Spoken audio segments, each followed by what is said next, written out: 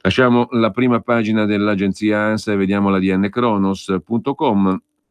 L'apertura di ADN Kronos sulla pace fatta Salvini-Di Maio, le nozze Fiat Chrysler Renault che non si fanno, e poi il caso Mercatone 1 con Di Maio che dice sbloccherò subito la cassa integrazione, ma c'è anche la notizia della casa editrice Altaforte che chiede i danni al Salone del Libro di Torino. Voglio il risarcimento per la censura del libro di Salvini, dice l'editore Polacchi. L'Agi.it, l'agenzia Agi, mette in primo piano anch'essa la politica interna, rimpasto, elezioni anticipate, cosa dicono i sondaggi, e poi la procedura di infrazione contro l'Italia è stata causata dal PD, si domanda l'Agi, e come è andato l'incontro tra Salvini e Di Maio.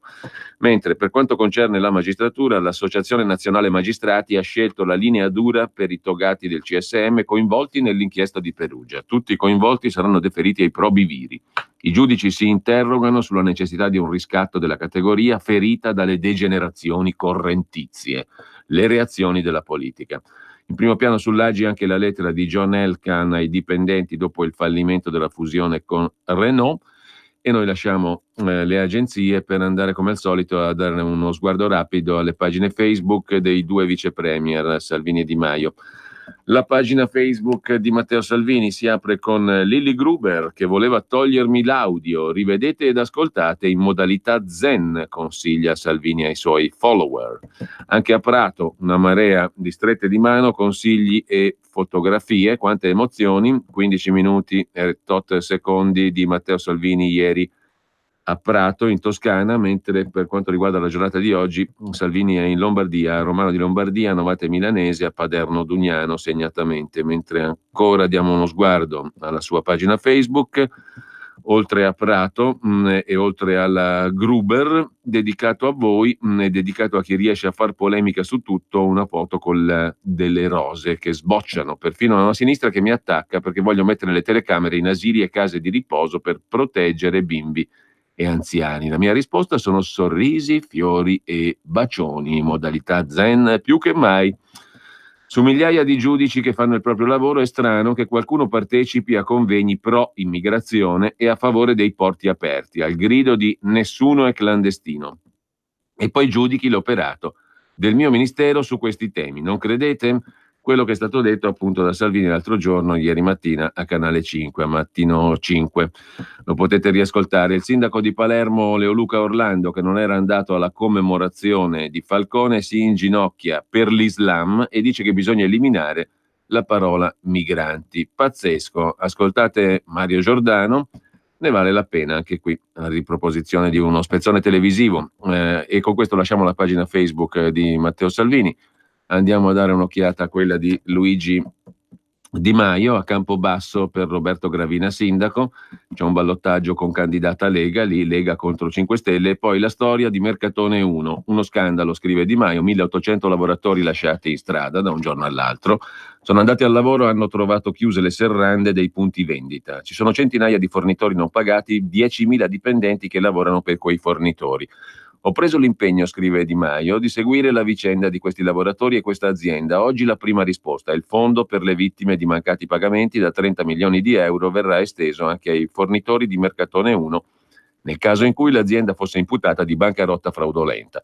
Lo faremo settimana prossima, un emendamento al decreto crescita. Non dimentico i 1.800 dipendenti rimasti senza lavoro. Sbloccherò subito la cassa integrazione, non appena il Tribunale autorizzerà la procedura di amministrazione straordinaria. La cassa integrazione non dura in eterno, è necessario trovare un investitore per Mercatone 1 che possa avviare la reindustrializzazione con un solo obiettivo, dare un futuro certo a queste persone e alle loro famiglie. Non molliamo, siamo dalla vostra parte, scrive Luigi Di Maio. E poi ancora, questa mattina sono intervenuto a Radio Anch'io, ho ribadito che non ci sarà alcun taglio a quota 100 e reddito di cittadinanza. Avevo apprezzato il Presidente della Commissione Europea Juncker quando disse che le politiche di austerità imposte dall'Unione Europea erano state troppo dure, sembrava sincero, ma con la lettera che mandano all'Italia dimostrano che questo ripensamento sull'austerità non sembra esserci stato. Anzi, si trattava di una manovra elettorale? Se così fosse, l'Europa dimostra ancora una volta di non avere imparato dai propri errori.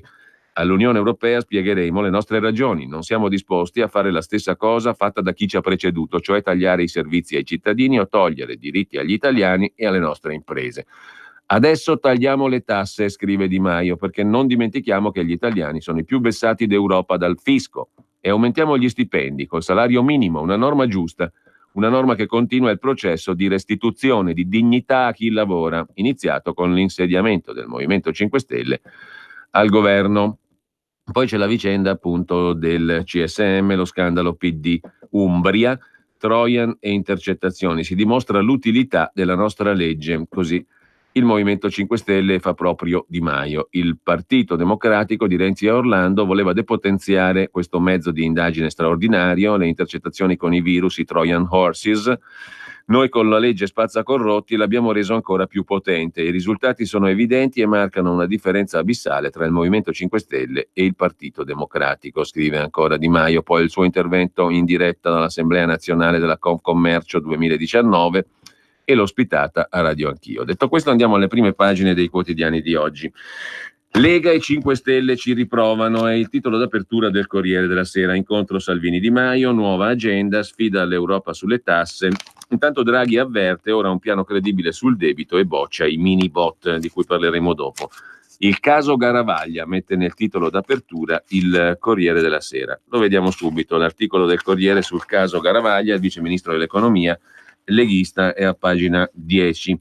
Gli strascichi giudiziari da assessore Lombardo tormentano il vice ministro dell'economia, il leghista Massimo Garavaglia. La procura della Corte dei Conti della Lombardia lo accusa con altre 3 persone di avere contribuito a causare nel 2014 alla SL di Milano un danno tra gli 8 e i 19 milioni per operazioni che portarono alla vendita di un palazzo. Nuova tegola sulla Lega dopo il caso Rixi e il caso Siri. Nelle 45 pagine dell'invito a dedurre della Procura della Corte dei Conti della Lombardia, la Procura scrive che l'inchiesta che vede coinvolto Garavaglia è partita da un articolo del 2016 del Corriere della Sera che parlava della vendita 2 anni prima a prezzi di saldo alla Cassa Depositi e Prestiti del palazzo ASL in Corso Italia a Milano, centro città. Non avendo altra sede pronta, l'ente aveva dovuto prendere in affitto lo stesso edificio, impegnandosi a pagare 9 milioni e mezzo in 6 anni. Il canone era parametrato però su un valore dello stabile di 27 milioni, 2 in più del prezzo al quale era stato venduto. Poco dopo l'edificio era stato acquistato da Beni Stabili per 38 milioni, 13 in più di quanto incassato dalla ASL, ora ATS, l'azienda della salute. Per i magistrati l'intera operazione è stata caratterizzata da inescusabile trascuratezza, da condotta consapevolmente illegittima e da illiceità economico-finanziaria. L'immobile sarebbe stato palesemente sottovalutato rispetto al reale valore. La SL avrebbe potuto risparmiare l'affitto se avesse potuto programmare in anticipo un trasloco. A Garavaglia viene contestato un ruolo propulsivo nella vicenda, nonostante la questione non fosse di sua competenza, ma dell'allora assessore alla sanità Mario Mantovani, e fosse in conflitto di interessi, visto che era consigliere della gestione separata di Cassa Depositi e Prestiti. A preoccupare la Lega è il processo, giovedì 13 a sentenza, in cui Garavaglia è imputato a Milano per turbativa d'asta per una gara da 11 milioni nel 2014 per trasporto di malati dializzati. Per il viceministro il PM Polizia ha chiesto 2 anni di reclusione. Imputato anche Mantovani, accusato di corruzione e concussione. Nel 2015, quando uscì notizia dell'indagine, la difesa del leader leghista fece notizia. Garavaglia, si arrabbiò Salvini, non raccoglierebbe da terra un pacchetto di caramelle non suo, che sia indagato in un'inchiesta per presunte tangenti, mi fa schifo. Salvini 4 anni fa mai avrebbe immaginato di ritrovarsi al governo con 3 uomini del partito colpiti da provvedimenti giudiziari, scrive il Corriere della Sera. E questo rischia di aprire un nuovo problema tra gli alleati di governo. I 5 Stelle chiederanno il rispetto del contratto, dunque le dimissioni del sottosegretario. Non a caso tra i parlamentari del Carroccio c'è chi mette le mani avanti definendo allucinante la condanna di Rixi, già costretto a farsi da parte. Così il Corriere della Sera, ma vediamo gli altri titoli velocemente. Parla il vicepresidente del CSM Ermini, del PD, agiremo subito, una ferita profonda, non si pianificano strategie al di fuori del Consiglio con persone che non ne fanno parte, dice il vicepresidente PD del CSM.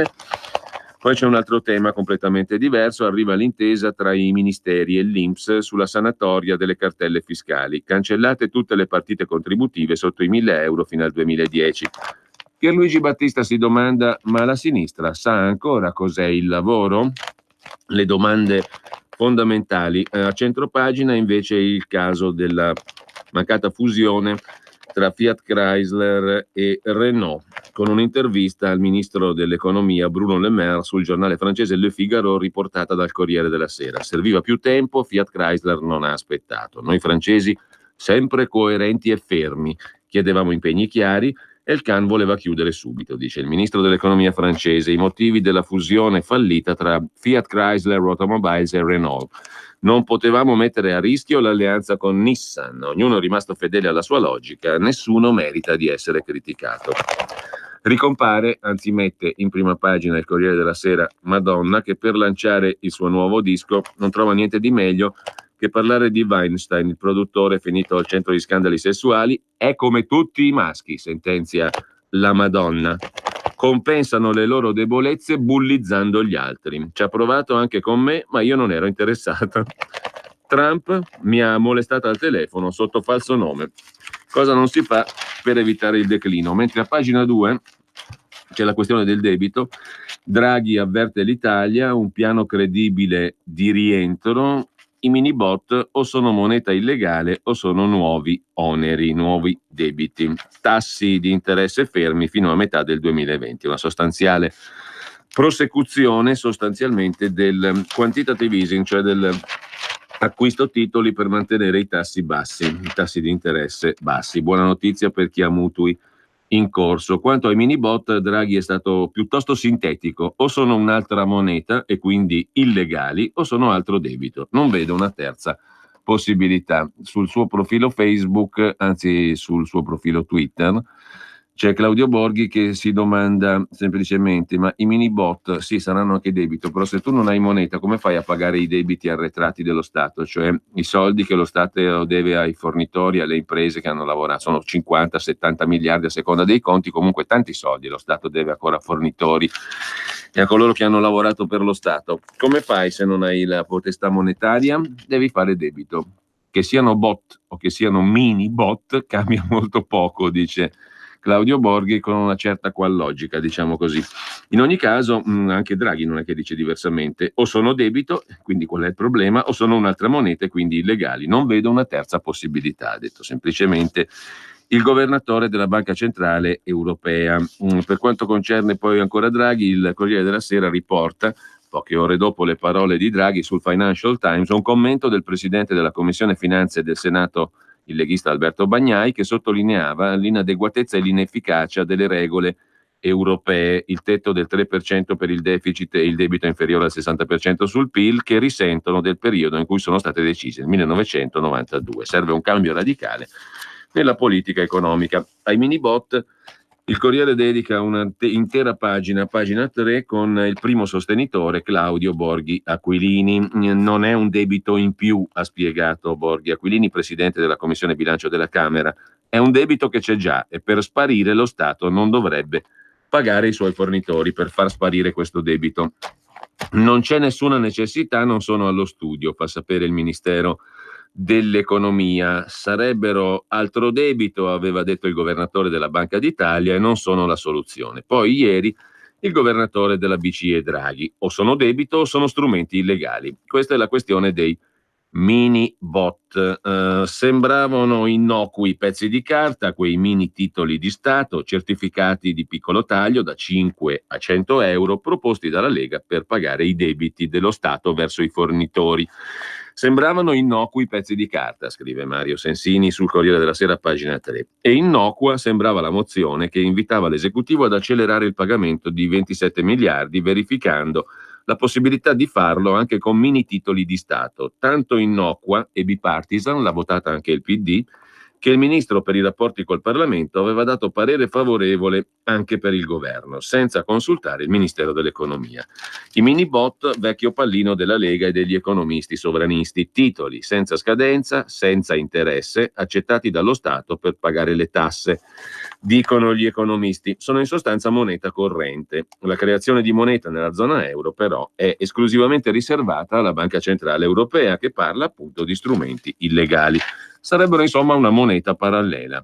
Basta solo l'idea a mettere paura a chi compra il nostro debito. Claudio Borghi, responsabile economico della Lega, sostiene i mini bot non sono legal tender, cioè moneta legale, sono titoli di Stato, come dice il nome stesso. I mini bot emessi per pagare i fornitori della pubblica amministrazione sono soltanto debito, ma non un debito in più, è un debito che c'è già, dice Borghi. Per sparire questo debito lo Stato non dovrebbe pagare i suoi fornitori.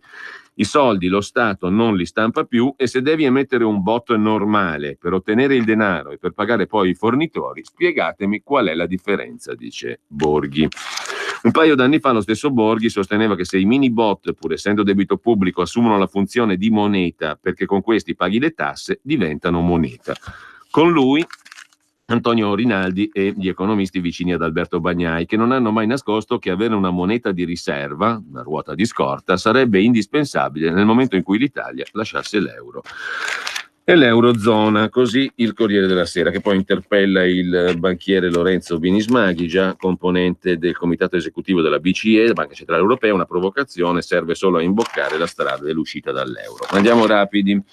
Vi segnalo solo un passaggio dell'intervista già citata al ministro dell'economia francese Bruno Le Maire, dal Figaro, riproposta oggi dal Corriere della Sera.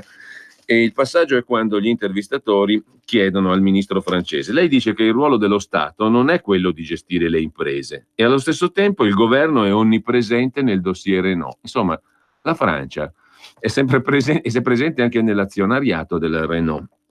Lo Stato è azionista storico della Renault, risponde infatti il ministro Le Maire.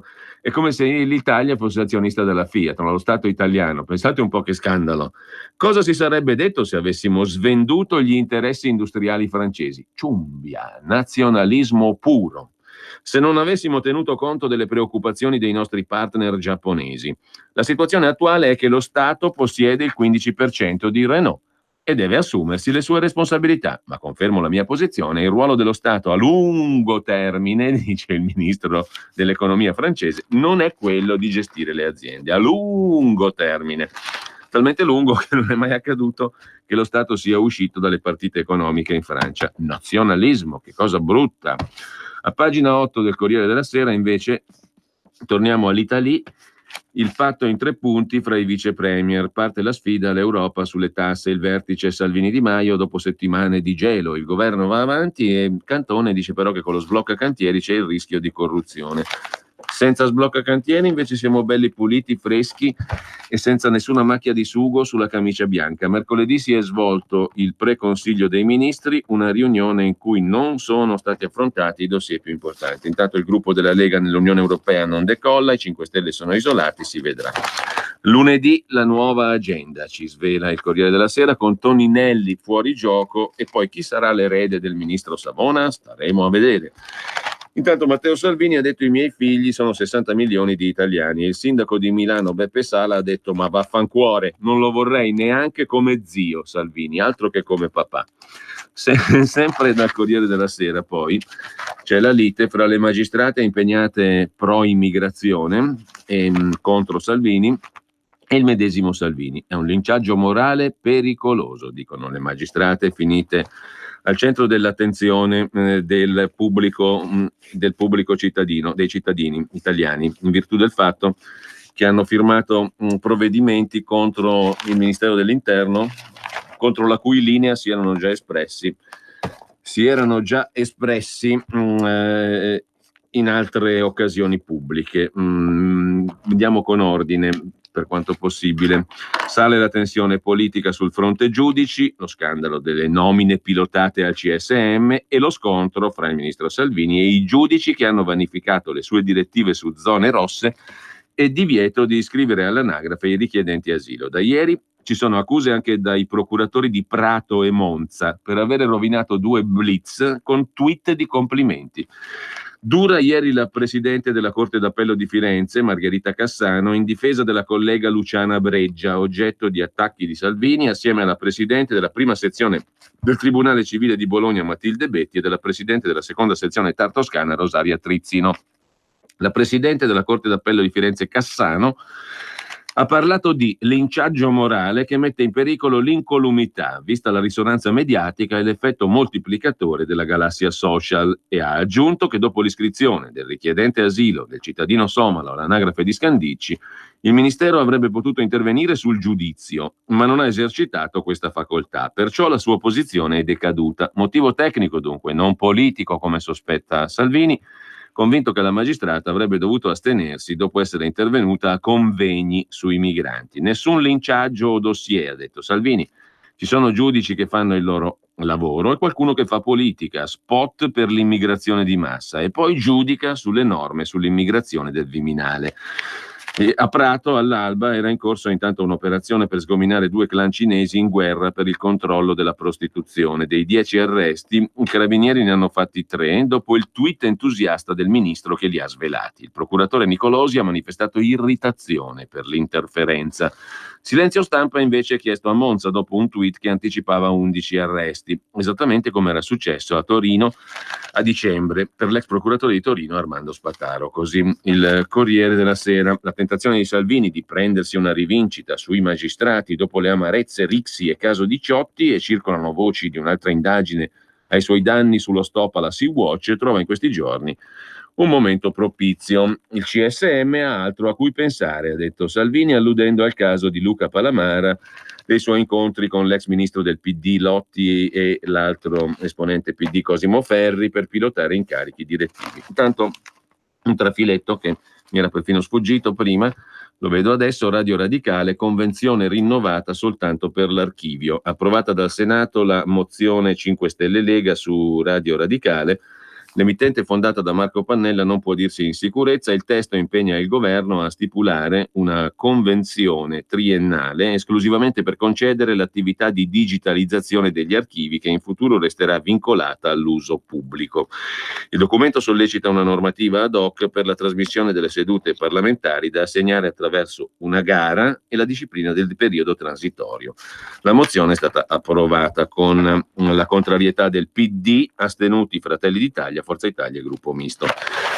Sempre velocemente andiamo alle altre questioni. A proposito di magistratura, c'è l'intervista a David Ermini, vicepresidente PD del Consiglio Superiore della Magistratura, finito nel ciclone dell'inchiesta dopo che appunto l'indagine ha svelato gli accordi tra magistrati e politici sulle nomine dei vertici delle procure, che ha portato alle dimissioni di un componente e all'autosospensione di altri 4 all'interno del CSM.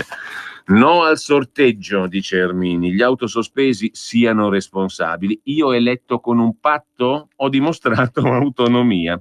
Il Consiglio va avanti nonostante i gravi fatti, ma da parte di tutti serve senso di responsabilità. Salvini sui magistrati? Non si può avere nei loro confronti un pregiudizio di malafede neanche da parte di un ministro. La riforma compete al Parlamento, ma il sorteggio sarebbe incostituzionale e con una irrazionale scelta dei candidati. Intanto, altra questione: la Lega sostiene il sindaco di Legnano, Giambattista Fratus, arrestato. Non lasci, ira del Movimento 5 Stelle. A Legnano Fratus ritira le dimissioni ma resta ai domiciliari. I 5 Stelle chiedono che il ministro dell'Interno Salvini intervenga. Si era dimesso dopo l'arresto dalla carica di sindaco, adesso il leghista Fratus ha cambiato idea, ha detto non si possono aspettare i tempi della giustizia, continuerà a governare la città, sebbene costretto a rimanere chiuso in casa dal 16 maggio e ai domiciliari per corruzione e turbativa d'asta, le accuse. Il contrordine ieri con una lettera dell'avvocato difensore del sindaco Fratus al commissario prefettizio.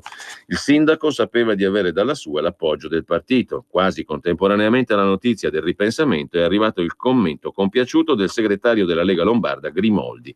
È la miglior decisione, ha detto Grimoldi. Abbiamo piena fiducia nella giustizia, siamo certi che verrà fatta totale chiarezza sulla posizione di Fratus e non resteranno ombre su di lui. L'amministrazione di un comune importante come Legnano non può attendere i tempi lunghi della giustizia, mentre i 5 Stelle chiamano in causa Salvini. Intervenga lui.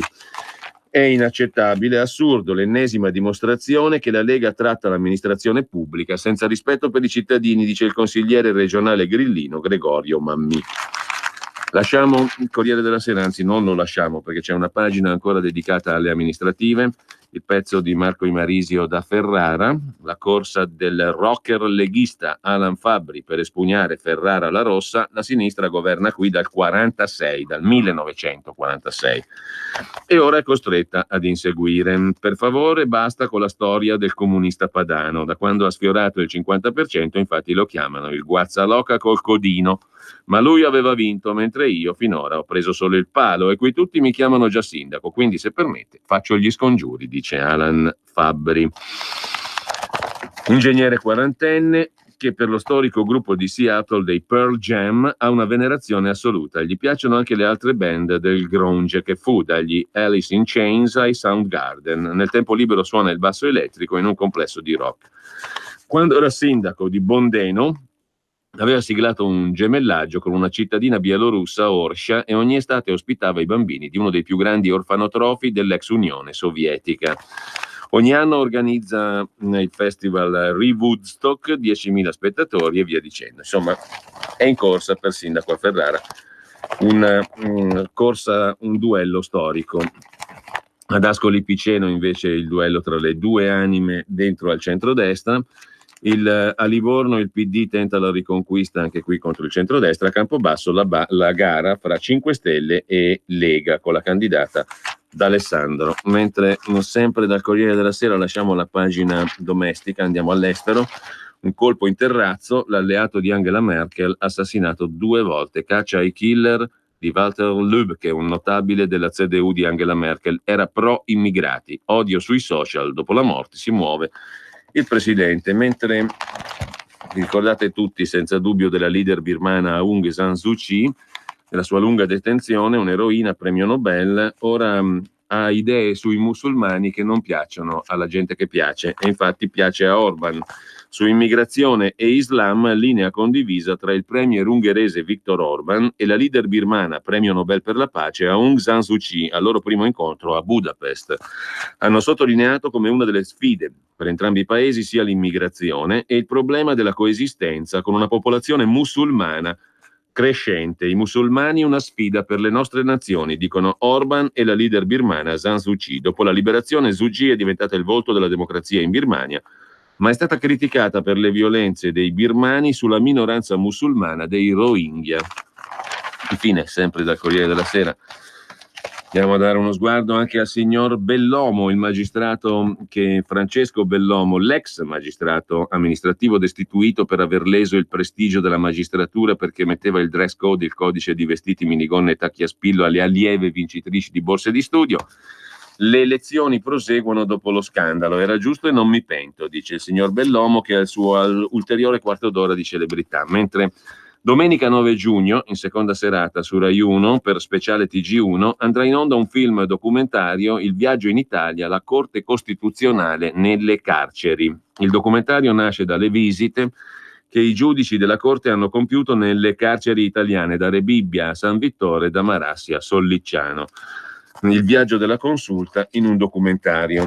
C'è poi sul Corriere della Sera l'intervista al sottosegretario al lavoro Claudio Durigon, la sua battaglia per il no profit, per il terzo settore. Io al fianco del no profit, via il tetto sul 5 per 1000. Ho già pronta una proposta con inclusa la lotta ai furbetti. Vogliamo perseguire chi sbaglia, ma il lavoro di tante ottime associazioni va difeso. Sul 5 per 1000 farò una battaglia a fianco del terzo settore perché sia eliminato il tetto al massimo erogabile. E sul tentativo sventato di raddoppiare l'imposta IRES anche noi eravamo intervenuti perché è stato un errore in fase di contrattazione con l'Europa. Spazza corrotti, l'emendamento correttivo è stato fatto, ora è fermo col decreto crescita, lo sbloccheremo, dice Durigon, parlando delle questioni che riguardano il terzo settore. Non stiamo mettendo nessuno sotto attacco, vogliamo perseguire chi sbaglia per difendere il lavoro di tanta brava gente e di tante ottime associazioni attive nel paese. E sempre dal Corriere della Sera vi segnalo ancora, poi passiamo naturalmente agli altri quotidiani, una variazione sul tema dell'infinito di Leopardi. Ora il signor Carlo Marchesi di Milano, dopo il Leopardi in milanese, quello in lingua frignanese cioè il dialetto dell'Appennino modenese, ne propone una versione in italiano ma in chiave di satira politica. Satira politica, vediamo cosa ne viene fuori. Omaggio del Quirinale a Leopardi in occasione del bicentenario dell'infinito, un quasi sonetto alla quasi maniera di Belli. Si esercita così il signor Carlo Milanese. Pubblica oggi il Corriere nella pagina delle lettere. Piuttosto amaro me quest'ermo colle e il governo, che da tanta parte dei problemi d'Italia il guardo esclude. Ma sedendo e mirando, calcolati rimproveri, alternando a sovrumani silenzi e inquietissima quiete, a colpirlo mi spingo, ma ben poco dura. E di nuovo, come s'alza il vento di fesserie tra queste piante, io quella infinita imperizia alla mia voce vo comparando e mi sovvien l'inferno e i morti paroloni ed il presente fastidioso sbraitar. Così tra questa mediocrità s'annega il pensier mio e il naufragar m'è triste in questo mare. Carlo Marchesi, Milano. Mentre chiudiamo con la pagina economica, la sanatoria delle cartelle fiscali, arriva l'intesa tra ministeri e INPS, azzerate le partite contributive sotto i 1.000 euro. La pace fiscale vale in via definitiva anche per le cartelle esattoriali relative a pendenze con l'INPS. Tutti i contribuenti con partite previdenziali e contributive di valore inferiore a 1.000 euro, periodo 2000-2010, hanno beneficiato della cancellazione della loro mini cartella, scrive il Corriere della Sera, dal quale vi segnalo anche, in pagina di cultura, l'articolo di Antonio Polito sul libro L'aula vuota, come l'Italia ha distrutto la sua scuola, di Ernesto Galli della Loggia, che si misura col problema cruciale dell'istruzione. Non c'è scuola senza autorità. Galli della Loggia critica le idee di Rousseau e di Don Milani. Lasciamo con questo il Corriere della Sera, andiamo però velocemente alla cronaca milanese. Qui si parla dell'unico italiano che lunedì, Palazzo dell'ONU, New York, parlerà alla conferenza sui diritti dei disabili. È un registratore d'avanguardia, si chiama Dario D'Ambrosi, è più apprezzato all'estero che in Italia. Calciatore nelle giovanili del Milan, a un certo giorno decide di trascorrere qualche mese all'ospedale psichiatrico Paolo Pini di Milano per indagare la follia, quella dei malati mentali. Lunedì prossimo dirà di chiudere i manicomi dove ancora esistono: Bulgaria, Turchia, Iran, l'elenco è lungo, e aprire teatri. La sua storia è quella che inizia nel 79, un anno dopo la legge Basaglia. Originario di San Giuliano milanese, D'Ambrosi all'epoca ha 21 anni, vola a New York con un progetto teatrale per i malati di mente. Voleva recitare al Café La Mama, uno dei più famosi teatri al mondo. Tiene un colloquio con la direttrice e da lì parte l'avventura. Andy Warhol tra i suoi spettatori. E insomma, l'ex Paolo Pini che diventa anche a Milano poi un luogo teatrale. Mentre sempre dalla cronaca milanese andiamo veloci. A proposito, oggi a proposito di Milano e Lombardia avremo con noi alle 9:30 il presidente della regione Lombardia Attilio Fontana, e alle 10 invece parleremo di un'altra questione che ci riguarda molto da vicino, ovvero la radio digitale, con Sergio Natucci, uno dei più grandi esperti di digitale in Italia, direttore di DAB Italia, il maggior consorzio italiano di emittenti radio in digitale che associa Radio 24, Radio Capital, DJ, R101, RDS, Radio Maria, M2O e Radio Radicale. Bene, parleremo di radio digitale, appunto della sua storia e degli sviluppi futuri del quadro normativo e anche la piattaforma sulla quale ci siamo noi, in un altro consorzio naturalmente, quello di RTL e altri. Mentre dicevamo a proposito di Milano c'è anche la questione del biglietto da aumentare.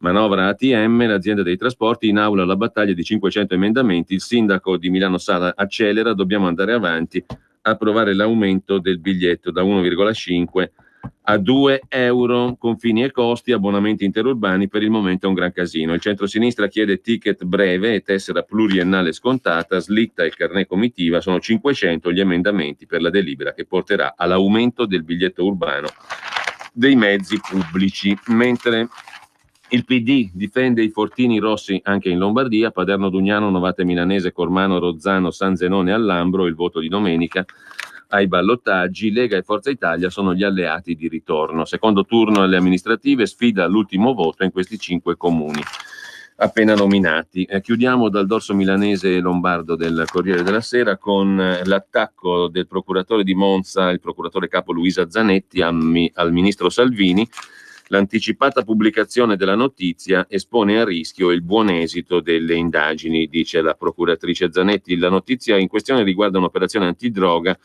dei carabinieri di Desio nell'area ex SNIA a Varedo. Informazione che gli inquirenti volevano tenere riservata, il ministro degli interni ha anticipato attraverso le agenzie di stampa mentre i militari erano ancora in prima linea, in uno dei buchi neri dello spaccio in Brianza.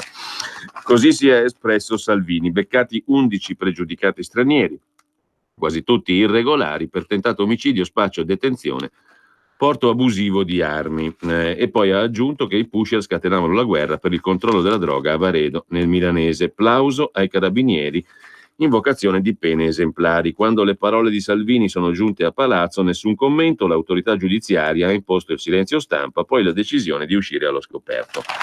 Qualcuno gliel'aveva detto a Salvini, no? Quando uno te lo dice vuol dire che l'operazione è già conclusa di solito, o no?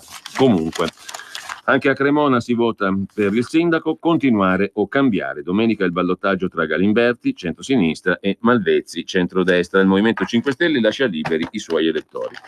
Con ciò lasciamo il Corriere della Sera. Dal Giorno invece in cronaca sempre lombarda, nidi esauriti e liste d'attesa. Chi nasce in estate resta fuori dalle iscrizioni tardive che non ci sono più, stop alle iscrizioni agli asili nido, mamme in ansia. L'assessore dice non ci sono posti, non possiamo illudere le famiglie. Sempre dal Giorno, poi in Lombardia, promessa del ministro Salvini, in arrivo 465 agenti di polizia. Il primo contingente è atteso a luglio. Dal 7 invece del Corriere della Sera, un'intervista a Fedele Confalonieri, l'amicizia è amore, la prima volta che ho visto Silvio Berlusconi avevamo io 12 anni, lui 13, forse abbiamo giocato a pallone, io consigliori, non si possono dare consigli a Berlusconi, lui ascolta tutti ma fa di testa sua e fa bene. Nel 94 non ero d'accordo con la discesa in campo perché ero preoccupato per quel che vedevo arrivare. Cene eleganti, io alla sera mangio poco, vado a letto presto. Su Berlusconi c'è stato accanimento, contro di lui si è inventato molto, sfruttando qualche sua debolezza. I più corretti sono stati i comunisti, dice Confalonieri, il numero 1 di Mediaset e storico amico appunto di Silvio Berlusconi. Forse avrei avuto il talento di fare il concertista, sono un illuminista, sacro rispetto della libertà di pensiero e di stampa, perfino negli eccessi. Poi ciascuno si assume le sue responsabilità. Ma a proposito di interviste, ce n'è un'altra da segnalare sul 7 del Corriere della Sera. L'intervista al filosofo Emanuele Severino, ormai novantenne, nella sua casa di Brescia, dove ha sempre vissuto, grande appassionato di musica, seduto al pianoforte, che non apre più dalla morte della moglie, scomparsa 10 anni fa. Io, Heidegger e la felicità. Una vita riservata, declino quasi tutti gli inviti, rispondo sono vecchio, ma non ha mai smesso di insegnare. Ora a 90 anni, dall'archivio del collega tedesco emergono annotazioni sul pensiero di Severino. Non sono sorpreso, ma incuriosito sì. Gentile e Leopardi, più radicali di Heidegger. Noi italiani per primi dovremmo riconoscere la grandezza della nostra filosofia. Ho lavorato meglio restando in questa casa dove sono nato che non girovagando per il mondo. Con la morte di mia moglie anche la felicità se ne è andata, dice il filosofo Emanuele Severino. C'è poi da segnalare sul Corriere della Sera il reportage di Paolo Di Stefano, Sopravvivere al terrore. Sono 10 storie di persone che ce l'hanno fatta, dal bambino ferito nell'attentato a Gerba a madre e figlia uscite vive dal massacro di Promenade des Anglais a Nizza. Quante volte abbiamo pensato che potevamo essere noi a essere oggetto di un attacco terroristico e che la cattiveria del destino ci aveva risparmiato. Infine, lasciamo il 7 del Corriere con Cosa ci resta oggi di Sigmund Freud. Inventò dal nulla la relazione fra medico e paziente, una nuova relazione, ed è proprio questa la lezione che va salvata e rilanciata ora che stiamo assistendo a una catastrofe dei rapporti e facciamo perfino l'analisi con Skype, dice lo psichiatra Vittorino Andreoli. Se sparisce l'ascolto, cosa diventa l'altro? Lasciamo il 7, per assonanza andiamo al venerdì di Repubblica, perché ci sono dei cattivoni anche in India, i 3 guru dell'odio. Il neo ministro dell'interno, anche lì c'è un Salvini, peggio di un Salvini, accusato di omicidio, un religioso di conversioni forzate e una santona indagata per strage. Con il trionfo del presidente Modi, lo schifoso, sono loro i padroni dell'India anti-Islam. Ci sono sovranisti e schifosi anche in India, come ben sapete peraltro. Mentre è curioso e interessante un servizio su come i giapponesi cercano di evitare i matrimoni facili. I giapponesi hanno una delle leggi sull'immigrazione più severe del mondo, se non la più severa del mondo. Si sono aperti recentemente, ma si fa per dire, con normative che se le avessimo prese noi ci avrebbero buttato fuori a calci dall'Unione Europea. Scene da un verissimo matrimonio giapponese, il titolo del pezzo oggi sul Venerdì di Repubblica. Christian ha sposato la giapponese Minami, ma per il molto sospettoso ufficio immigrazione del Giappone potrebbe essere una truffa. Così, prima di dare il permesso di soggiorno, si vogliono tante prove e tanti selfie, cioè questi devono dimostrare di stare insieme veramente, non per finta. Incredibile il pezzo sul Venerdì di Repubblica. Infine, sempre dal Venerdì di Repubblica, viva le mamme anti-PFAS, siamo all'Onigo, Vicenza. Una fabbrica inquinante, una molecola cancerogena, sostanza perfluoroalchilica PFAS, un pezzo di nord-est a rischio, nessuno faceva nulla, poi sono scese in campo loro che ora possono dire di avere vinto. A proposito di Veneto, poi c'è un altro servizio molto curioso da Venezia città. Cosa vedo dal balcone di casa mia in San Marco? Antonio Zago è l'ultimo veneziano ad abitare nella celebre piazza. Abbiamo chiesto a lui di fare uno scatto per noi, ha consentito a farci entrare ma non a farsi fotografare e ha fatto fotografie da dove abita lui. Incredibile, l'unico cittadino veneziano che abita su piazza San Marco. Lasciamo il Venerdì di Repubblica, andiamo alla prima pagina del giorno. Fuori i mercanti dal Tempio, il Papa manda un commissario a Lourdes, troppi affari, non va gestita come un'azienda, dice Francesco. Il Papa caccia i mercanti, Francesco invia un commissario a Lourdes, non è un'azienda, più fede, meno affari. Sono oltre 5 milioni i fedeli ogni anno a Lourdes, divenuto seconda città della Francia per capacità alberghiera, come Medjugorje. La decisione presa dopo un'inchiesta di Monsignor Fisichella. E sempre dalla prima pagina del giorno, lo schiaffo di Macron all'Italia, paletti e veti del governo francese. Fiat Chrysler rinuncia alla fusione con Renault. Il palazzo storico svenduto a Milano tegola su Garavaglia, anche in prima pagina sul Quotidiano Nazionale. E poi morì per l'otite, genitori condannati. Concorso in omicidio colposo, il piccolo 7 anni fu affidato a un medico omeopata. Ma c'è anche un altro caso su Il Giorno, in particolare lezione di arabo agli alunni italiani ed è polemica in una scuola di Cernusco. Integrazione a scuola, l'ora d'arabo, alle elementari lezione per i bimbi italiani. La consigliera leghista Paola Malcangio denuncia: qui il mondo va al contrario, quei soldi servono per aiutare chi arriva a parlare la nostra lingua, voglio capire come i fondi vengono spesi. Oggi a scuola ho imparato a scrivere il mio nome in arabo. La frase innocente di un'alunna della seconda elementare di Cernusco sul Naviglio, Milano scatena la guerra politica. Per colpa della lezione, pagata con fondi gestiti dal comune a guida PD, è affidata a un insegnante madrelingua per aiutare l'inserimento di una piccola di origini egiziane. A tuonare contro il corso nella lingua dell'Islam è la Lega. Qui non sono gli arabi che imparano l'italiano, ma il contrario. È un mondo alla rovescia, dice la consigliera di opposizione Paola Malcangio. A fine anno scolastico, chieste 4 ore di lezione per i bimbi di seconda elementare. Un insegnante madrelingua ha spiegato i rudimenti dell'arabo ai piccoli. In tutto, secondo il comune, il costo per 4 ore è stato di 120 euro. La consigliera leghista giudica l'intervento discriminatorio per le altre comunità, ma replica la giunta PD: se ce lo chiederanno lo faremo anche per i cinesi. Intanto, sempre dal Quotidiano Nazionale, in Danimarca la sinistra che fa la destra e vince, commenta Roberto Giardina. La leader socialdemocratica vincente dice: non c'è posto per tutti in tema di immigrazione, un'isola confino per gli aspiranti profughi. Gli aspiranti profughi li mettono sull'isola, come l'Australia. In Danimarca vince la sinistra con ricetta di destra, scrive Giardina. Per il Quotidiano Nazionale gli ingredienti sono identici o quasi, cambia il giudizio a seconda di chi la propone. I socialdemocratici tornano in testa con il 25,9% grazie alla leader Mette Frederiksen, mentre il Partito del Popolo scende dal 21 a poco meno del 9. Il crollo fa perdere il posto al premier della coalizione di destra. Mette sarà la più giovane, a 41 anni, prima ministra a Copenaghen. Dovrà governare da sola con governo di minoranza. La leader socialdemocratica è a sinistra per politica sociale ed economia, ma le elezioni le ha vinte grazie alle sue proposte sull'immigrazione. La piccola Danimarca ne ha abbastanza di un'accoglienza senza limiti. Non c'è posto per tutti, ha detto Frederiksen, e chi arriva deve rispettare la nostra società.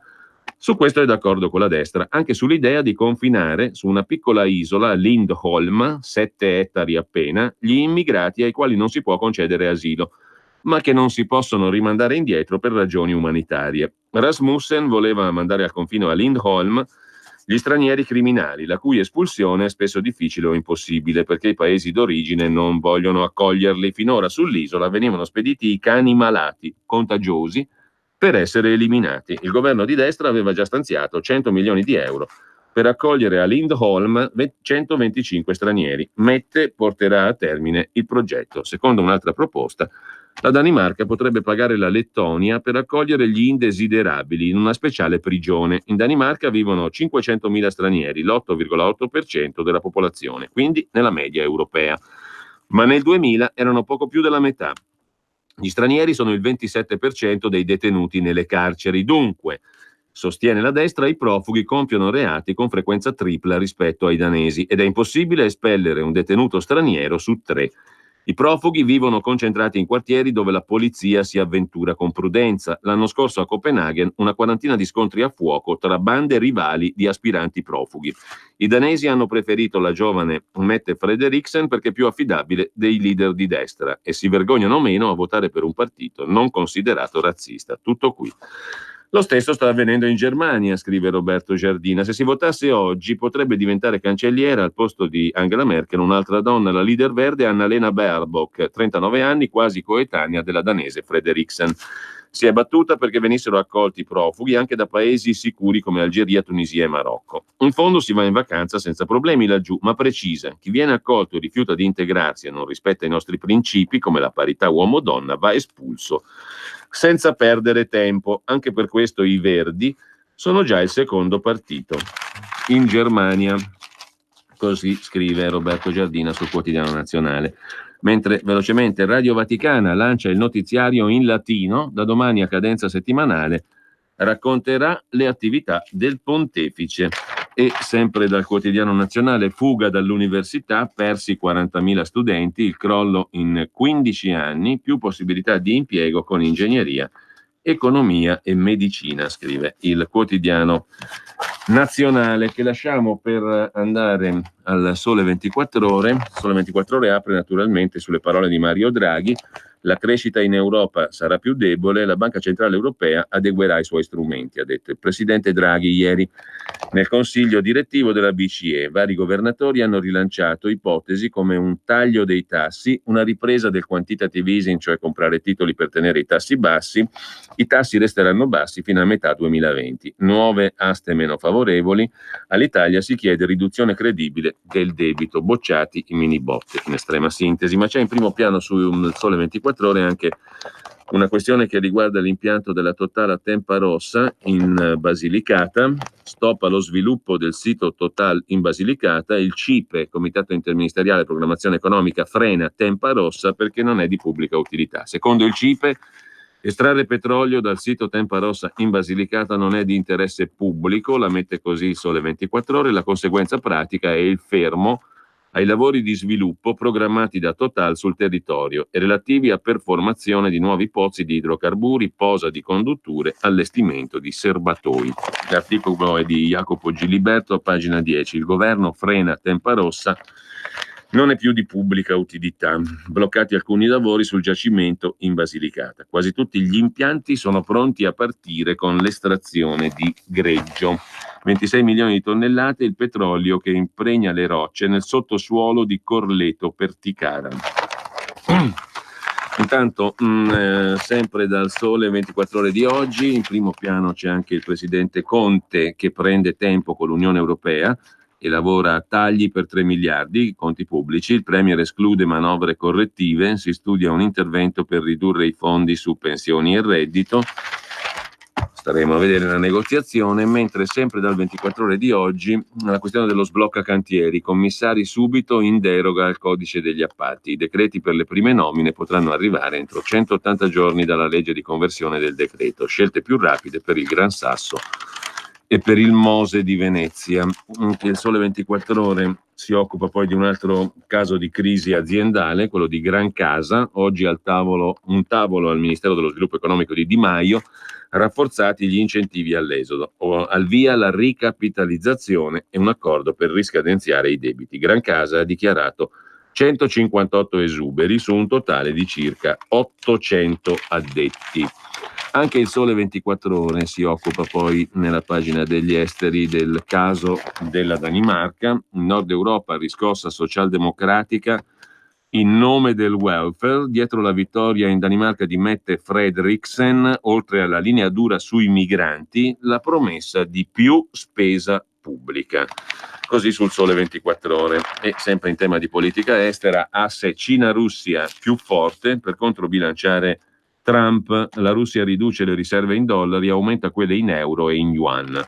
Così il 24 Ore, che lasciamo per andare a Repubblica che si occupa della grande beffa di Parigi, lo Stato francese che blocca la fusione e impone di tutelare l'asse con la Nissan. Di Maio tace. C'è poi il pezzo di Federico Rampini, anch'esso dedicato al caso della Danimarca, perché la sinistra danese vince. I socialdemocratici in Danimarca hanno trionfato, la nuova premier sarà donna e la più giovane nella storia del paese, 41 anni, destra crollata. Chiave del risultato, la leadership socialdemocratica ha adottato una linea dura sull'immigrazione. È un classico programma di sinistra sociale, più spesa pubblica, più tasse sui ricchi. Controlli rigidi sugli arrivi di stranieri per salvaguardare lo Stato sociale e il welfare state tra i più generosi al mondo. È stata appresa la lezione svedese. Nel vicino paese l'elettorato premiò l'estrema destra per reazione a un flusso incontrollato di stranieri. La loro quota in Svezia è triplicata, i quali, fino a un'epoca recente, al varcare la frontiera acquisivano tutti i diritti sociali per i quali gli svedesi si tassano spietatamente da molte generazioni. Il ripensamento della sinistra scandinava, scrive Rampini, rispecchia un fenomeno in atto negli Stati Uniti e altrove. Sull'immigrazione si è aperto un dibattito mondiale nelle sinistre. Sarà uno dei temi discussi al Festival La Repubblica delle Idee da oggi a Bologna. Un segnale della riflessione autocritica sugli errori del passato è una delle riviste più autorevoli della sinistra americana, The Atlantic.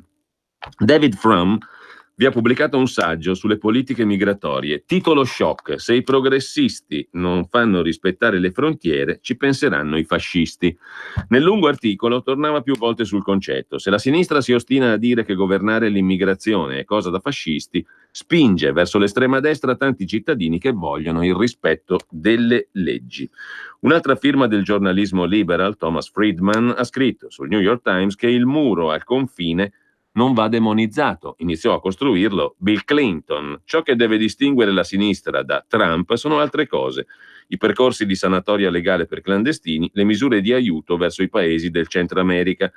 Il più radicale di tutti i candidati alla nomination democratica per la Casa Bianca, Bernie Sanders, che non esita a proclamarsi socialista, ha sempre voluto norme rigorose sull'immigrazione, consapevole di una legge del mercato del lavoro. L'afflusso di manodopera povera fa bene ai profitti delle imprese, riduce il potere contrattuale dei lavoratori. Il grande capitalismo americano, gli editorialisti del Wall Street Journal non perdonano a Trump la propaganda sul muro, non a caso. Sanders non è un caso isolato. Joe Biden, in testa ai sondaggi fra i democratici, da senatore approvò la costruzione di pezzi di muro sotto Bush.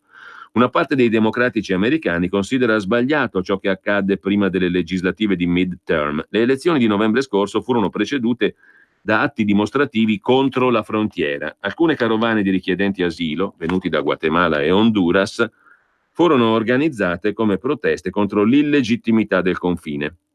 Frange radicali della sinistra, ideologia no border, proposero un referendum per abolire l'Immigration and Customs Enforcement, l'agenzia federale che gestisce la polizia di frontiera. Quella propaganda aiutò Trump ad agguantare una sorta di pareggio elettorale. I repubblicani persero la Camera, ma rafforzarono la loro maggioranza al Senato, il che allontana l'ipotesi di impeachment. Il dibattito a sinistra, conclude Federico Rampini, non ha visto prevalere una tesi. Rimangono nel Partito Democratico tendenze radicali. 5 candidati restano favorevoli all'abolizione dell'agenzia che gestisce la polizia di frontiera. Sarà uno dei temi su cui la base democratica si pronuncerà nelle primarie. La vecchia guardia ricorda che l'America ebbe la sua stagione più equa e solidale con Roosevelt e Kennedy. Allora fu costruito il welfare, si rafforzarono i diritti dei lavoratori, la tassazione divenne redistributiva, ma fu un periodo di restrizione dei flussi migratori. Così Federico Rampini su Repubblica. Mentre sempre da Repubblica, segnalo anche rapidamente il caso di Piombino, il governo qui non si è visto e Piombino resta senza acciaio. Il racconto di Marco Patucchi, le promesse mancate dell'esecutivo bloccano il rilancio del più antico polo siderurgico d'Italia. La città volta le spalle a sinistra e 5 Stelle. C'è poi la questione del CSM, Bonafede da Mattarella, ipotesi di riforma col sorteggio per il Consiglio Superiore della Magistratura. Il ministro Bonafede porta al Quirinale le linee di revisione del sistema elettorale con criteri oggettivi sui meriti. Ma trovare l'intesa con Salvini non sarà facile. C'è un'intervista a Luigi Zanda, tesoriere del Partito Democratico, nuove norme per ridurre il peso delle correnti, fuori luogo pensare allo scioglimento del CSM, poi Zingaretti convoca l'ex ministro Lotti. Devi dare chiarimenti, questa è bella. Il segretario del PD chiede spiegazioni sul sodalizio con Palamara. L'ex ministro dice era solo un'amicizia nata sul calcio. Mentre sempre dobbiamo andare in pausa, sempre da Repubblica però c'è la storia di un geriatra messo a capo del Conservatorio di Palermo che però dice aveva uno zio musicista, è stato nominato dai 5 Stelle, è Mario Barbagallo e è subito polemica. Forse ho esagerato a evocare i parenti musicisti, ma l'ho fatto per affetto, dice il geriatra. Mentre decisamente più interessante è Vania Zoppé, 39 anni, di Puos di Alpago, nel Bellunese. Fa la boscaiola da quando ne aveva 14. È ritratta in foto con una bella motosega e un avambraccio muscoloso che se ti tira uno schiaffo ti fa girare 4 volte. Un documentario racconterà la sua vita dall'11 giugno su D-Max. Salverò i boschi feriti dal vento, l'unica donna tra i 5.000 boscaioli delle Dolomiti. Non c'è tempo, dobbiamo essere più veloci dei parassiti. Abbiamo già sfondato un attimo, sfondiamo dappertutto con... No, niente, non abbiamo più niente da segnalare alla Repubblica, quindi possiamo andare tranquillamente in pausa. Messaggio per tutti gli imprenditori, gli artigiani, i commercianti, i liberi professionisti. Hai un'attività? Dei prodotti da promuovere? Prova la pubblicità sulla nostra radio. Radio Padania ha preparato per te una grande promozione per aiutarti a sostenere la tua attività a tariffe davvero straordinarie. Informati, vedrai che si può fare. Mandaci una mail all'indirizzo spot@radiopadania.net. Con Radio Padania si può fare. E lucevan le stelle. Sì, lo so che per realizzare tutti i progetti della Lega per l'Italia non bastano certo 2 parole, ma i 2 per 1000. Gli italiani sanno tutto e sanno pure che il codice per destinare alla Lega il 2 per 1000 è D43 e che lo si deve scrivere sulla dichiarazione dei redditi. Donar il mio solo pensiero, firmare www.2per1000lega.it. Messaggio per tutti gli imprenditori, gli artigiani, i commercianti, i liberi professionisti. Hai un'attività? Dei prodotti da promuovere? Prova la pubblicità sulla nostra radio. Radio Padania ha preparato per te una grande promozione per aiutarti a sostenere la tua attività a tariffe davvero straordinarie. Informati, vedrai che si può fare. Mandaci una mail all'indirizzo spot@radiopadania.net. Con Radio Padania si può fare. Sono Giovanna, Mondoflex. voglio presentarvi una nuova promozione Mondoflex, un materasso in memory ergonomico a 2 strati completamente sfoderabile a soli 199 euro. Con Mondoflex dormite sonni tranquilli, vi aspetto!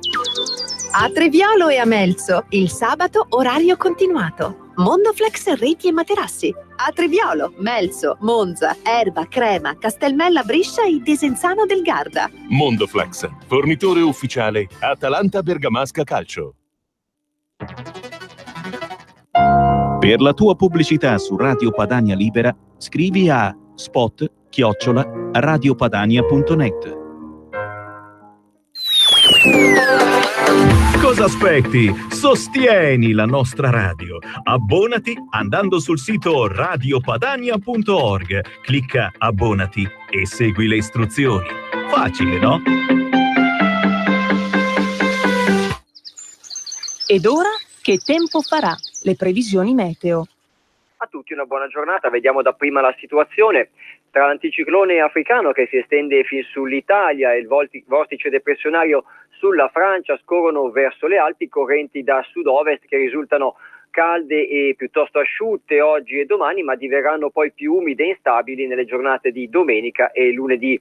In questo quadro le previsioni per oggi: abbastanza soleggiato e nuovamente più caldo, le temperature massime saliranno tra i 27 e i 29 gradi, poche nuvole irregolari al mattino e poi nel pomeriggio annuvolamenti cumuliformi lungorilievi con rari rovesci e brevi temporali che potranno interessare in serata l'Ossola, il Canton Ticino, l'Alto Verbano e l'Alto Lario, altrove probabilmente asciutto. Le temperature massime, come dicevamo, tra 27 e 29 gradi, caldo anche in montagna, zero termico verso 3300 metri. Domani sabato nuvole irregolari all'alba lungo le prealpi, altrimenti in giornata ben soleggiato, caldo estivo, le massime leggero rialzo tra 27 e 30 gradi. Domenica da nuvoloso a coperto, con rovesci temporali dal pomeriggio in serata, soprattutto sul Piemonte, Lombardia occidentale, Alpi e Prealpi. Sulla Lombardia orientale e soprattutto sul Veneto ancora in buona parte soleggiato e le piogge saranno più rare e limitate alla serata. Le massime tra 22 e 26 gradi. Per la tendenza di lunedì, al mattino instabile, molte nuvole, qualche rovescio, migliora poi nel pomeriggio. Anche per martedì una giornata solo in parte soleggiata e ancora instabile, con nubi e possibili rovesci sui rilievi. A tutti intanto auguriamo una buona giornata e un buon fine settimana. Avete ascoltato Che tempo farà? Le previsioni meteo. Porta con te ovunque RPL. Scarica l'applicazione su smartphone o tablet dal tuo store o dal sito radiopadania.org. Cosa aspetti? Grazie da tutta la squadra. Grazie Italia. Useremo bene la vostra fiducia. Primo partito in Italia, si cambia in Europa. Grazie da tutta la squadra.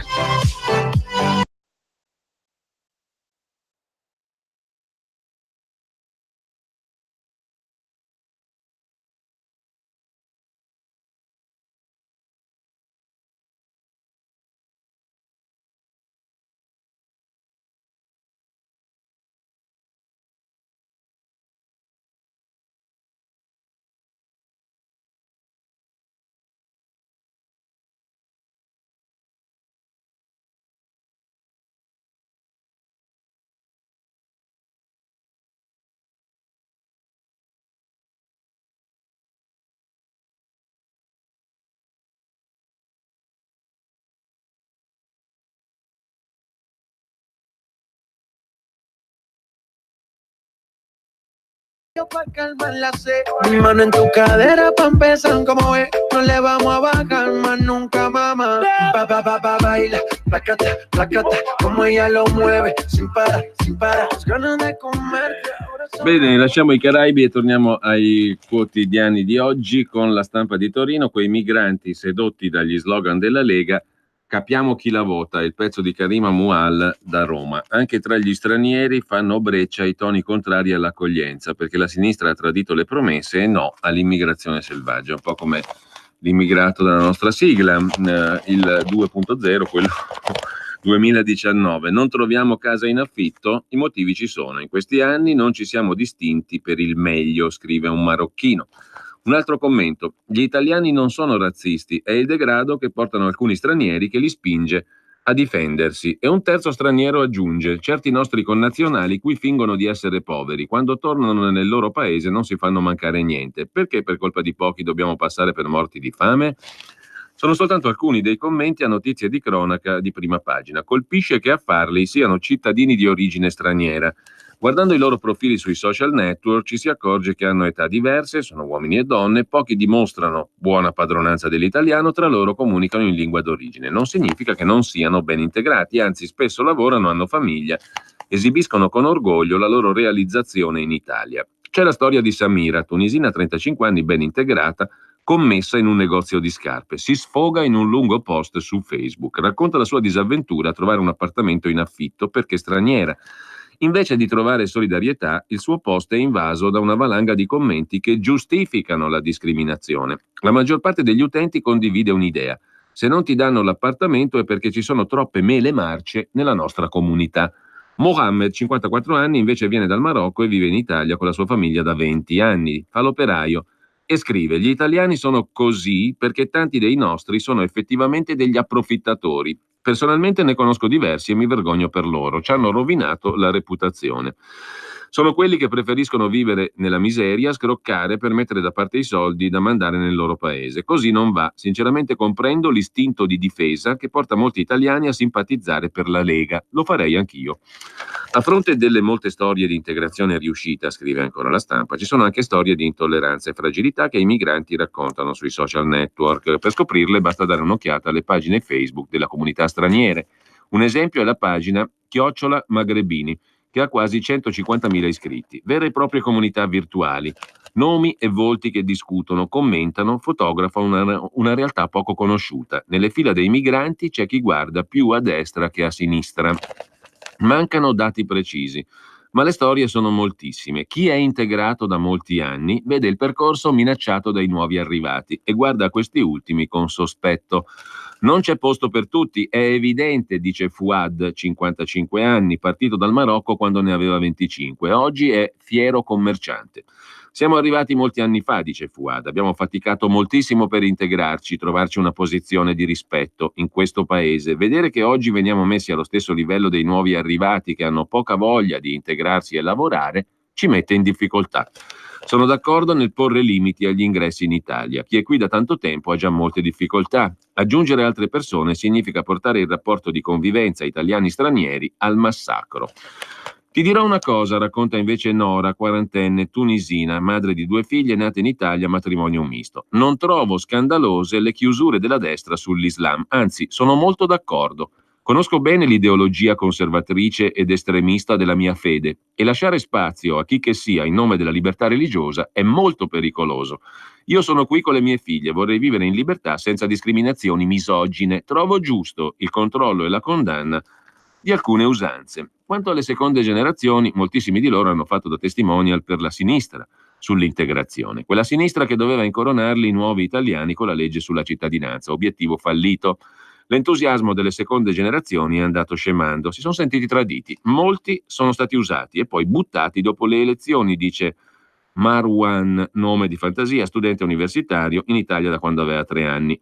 Siamo bandiere che vengono sfruttate solo per cercare consenso. È la lezione che io e molti altri abbiamo capito, perché in concreto la sinistra, quando poteva cambiare la vita con la legge, non l'ha fatto, dimostrando di essere più ipocrita di altri partiti. Oggi non ho la cittadinanza, tra qualche anno l'avrò. Non dimenticherò chi ha tradito le promesse. Quei migranti sedotti dagli slogan della Lega. La Stampa di Torino a pagina 11. A pagina 21 invece l'ira di Di Maio contro ArcelorMittal sull'Ilva di Taranto rispetti i patti. L'azienda dice è possibile poi un ritorno al lavoro, ma potrebbe servire un secondo giro di cassa integrazione. Andiamo a vedere il Fatto Quotidiano intanto. Il Fatto Quotidiano ci dà una notizia interessante. Il PD in balia di Lotti sullo scandalo CSM e la moglie di Palamara lavorava per Zingaretti, il presidente del Lazio, poi segretario del PD. Nel 2015 la moglie del pubblico ministero, indagato era in regione Lazio. I renziani difendono Lotti e gli altri tacciono. Questa è bella, abbastanza interessante. Il posto alla regione Lazio per la moglie di Palamara, Giovanna Remigi, vinse un bando per dirigente esterno nell'ente guidato dal leader del PD nel 2015, ricoprì il ruolo per 30 mesi. La donna ha fatto parte dell'ufficio di staff del direttore coordinamento del contenzioso, direzione salute e politiche sociali, alla cifra di 78.000 euro. La notizia sembra succosa, però se una ha vinto un bando per dirigente esterno, non è che Zingaretti poteva dirle di no, o no. Nel 2015, 4 anni fa. È una notizia un po' da Fatto Quotidiano, diciamo così, mentre è stato sgominato un feroce clan mafia di Foggia, di San Severo, in affare coi camorristi. Questa è un'altra storia. Poi c'è una storia curiosa sul mondo del giornalismo. Le rivelazioni della giornalista Maria Giovanna Maglie alla trasmissione Belve di Francesca Fagnani, in onda oggi sul canale 9, che disegnano un quadro di ingerenza politica pesante intorno alla striscia, quella di Biagi, che fu di Enzo Biagi, che le era stato proposto di condurre dopo il TG1. Ingerenze che arrivano ai massimi vertici di governo. Maria Giovanna Maglie parla dell'interessamento di Salvini, dell'interlocuzione avuta col presidente della Rai Foa. Stavano per darle insomma la striscia di conduzione dopo il TG, ma il Movimento 5 Stelle ha detto no, no, no. È stato Di Maio a dire no, no, no, io la maglia non la voglio, non spetta a FOA reclutare i conduttori, eccetera. Così Michele Anzaldi, membro della Commissione di Vigilanza Rai, deputato del PD, chiede a questo punto di prendere il filmato e svelare le trame giallo-verdi, mentre a pagina 11 del Fatto Quotidiano c'è l'articolo di Daniele Martini sull'ok del ministro dell'economia al cash out per i giochi d'azzardo. Si potrà incassare parte del premio quando l'evento è ancora in corso, è una spinta alle giocate, sempre più azzardo, punti e vinci prima che finisca la partita. La norma è una manna per i big inglesi Betfair e Bet365. Intanto sui limiti alle sale gioco è il caos. E lasciamo il Fatto con un'ultima segnalazione. Paolo Isotta, celebre come critico musicale, domanda al presidente Mattarella perché premi gli incapaci. Ha nominato grande ufficiale la sovrintendente Rosanna Purchia del Teatro San Carlo di Napoli, che è riuscita ad accogliere il re di Spagna con l'inno del dittatore Francisco Franco.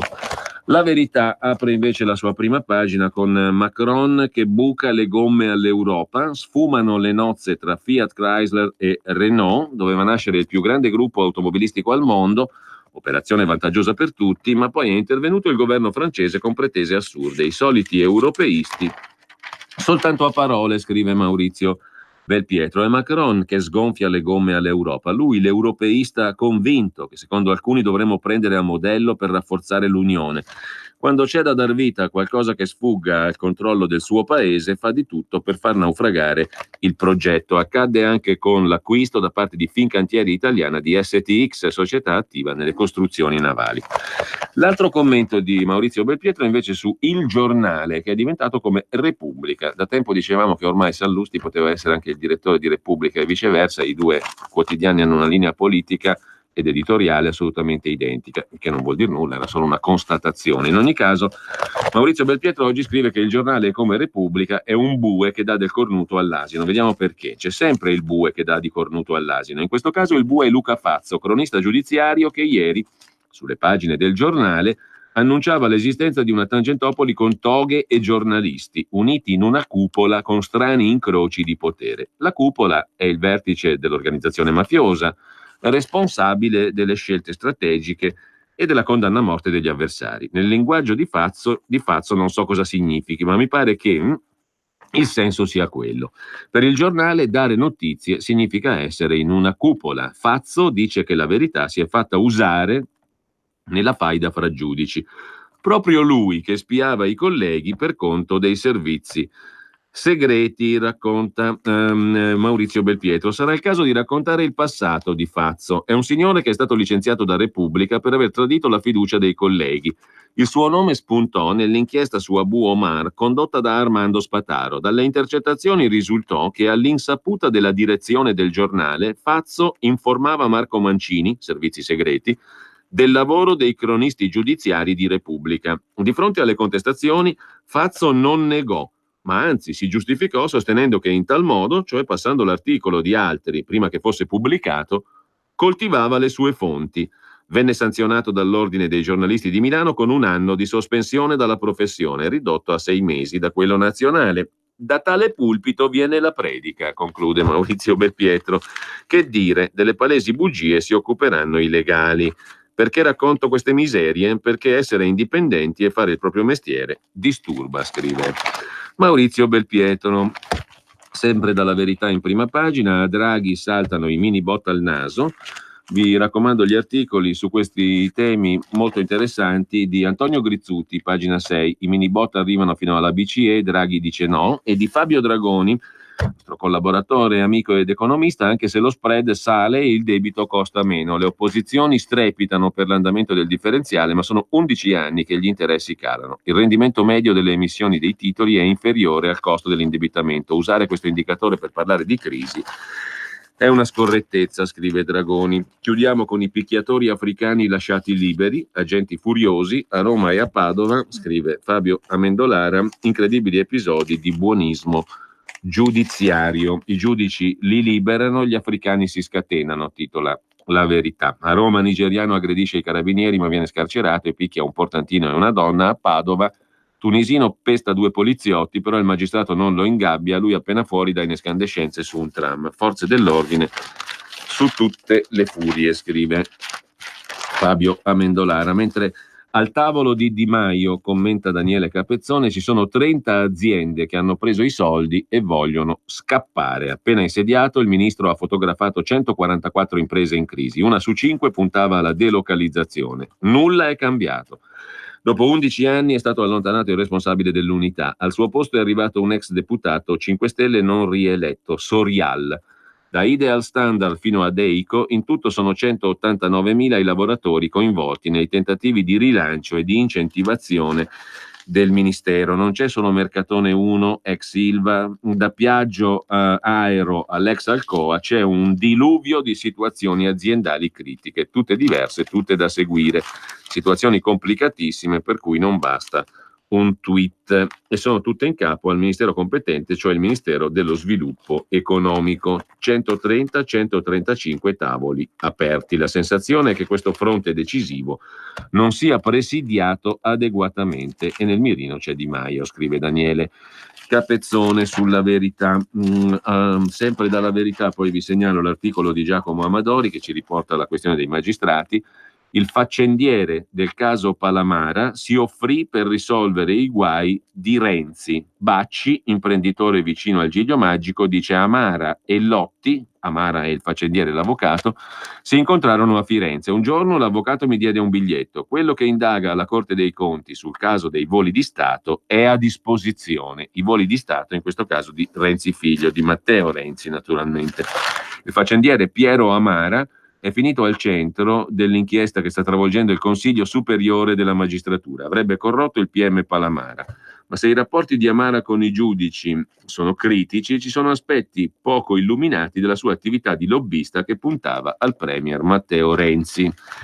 Sempre poi dal quotidiano La Verità, per concludere, un'ultima segnalazione, siamo a pagina 19, Marcello Veneziani commenta Pippo Baudo, monarca nella Rai della partitocrazia, fece diventare la TV potere forte del paese, il consenso al regime democristiano passò attraverso di lui, ha dominato un'era con alta professionalità, la sinistra cercò di usarlo come ariete contro il berlusconismo, ma lui non si prestò. 83 anni, oggi la Rai gli dedica uno show in prima serata.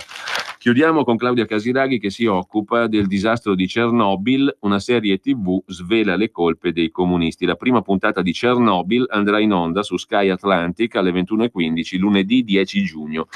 Nel cast anche la celebre attrice Emily Watson. Il telefilm sull'incidente alla centrale nucleare ucraina causato da pasticci sovietici promette di essere il più gradito di sempre.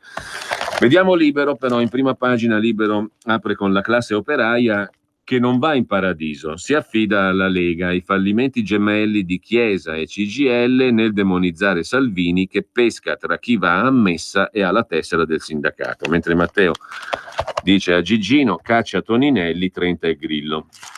Sui magistrati il commento di Vittorio Feltri, sono più italiani degli italiani, divampa la polemica sui magistrati che si massacrano tra loro per futili motivi, si accusano di creare consorterie per nominare Tizio o Caio ai vertici degli organismi professionali, in pratica applicano a se stessi i criteri con cui giudicano l'operato dei cittadini comuni, cioè bastonando chi esercita il traffico di influenze, l'abuso d'ufficio, un reato del Menga, chi telefona a Mario per dirgli che Giuseppe merita una consulenza, tutte cazzate spacciate per delitti, si tratta di normali relazioni umane, scrive Feltri.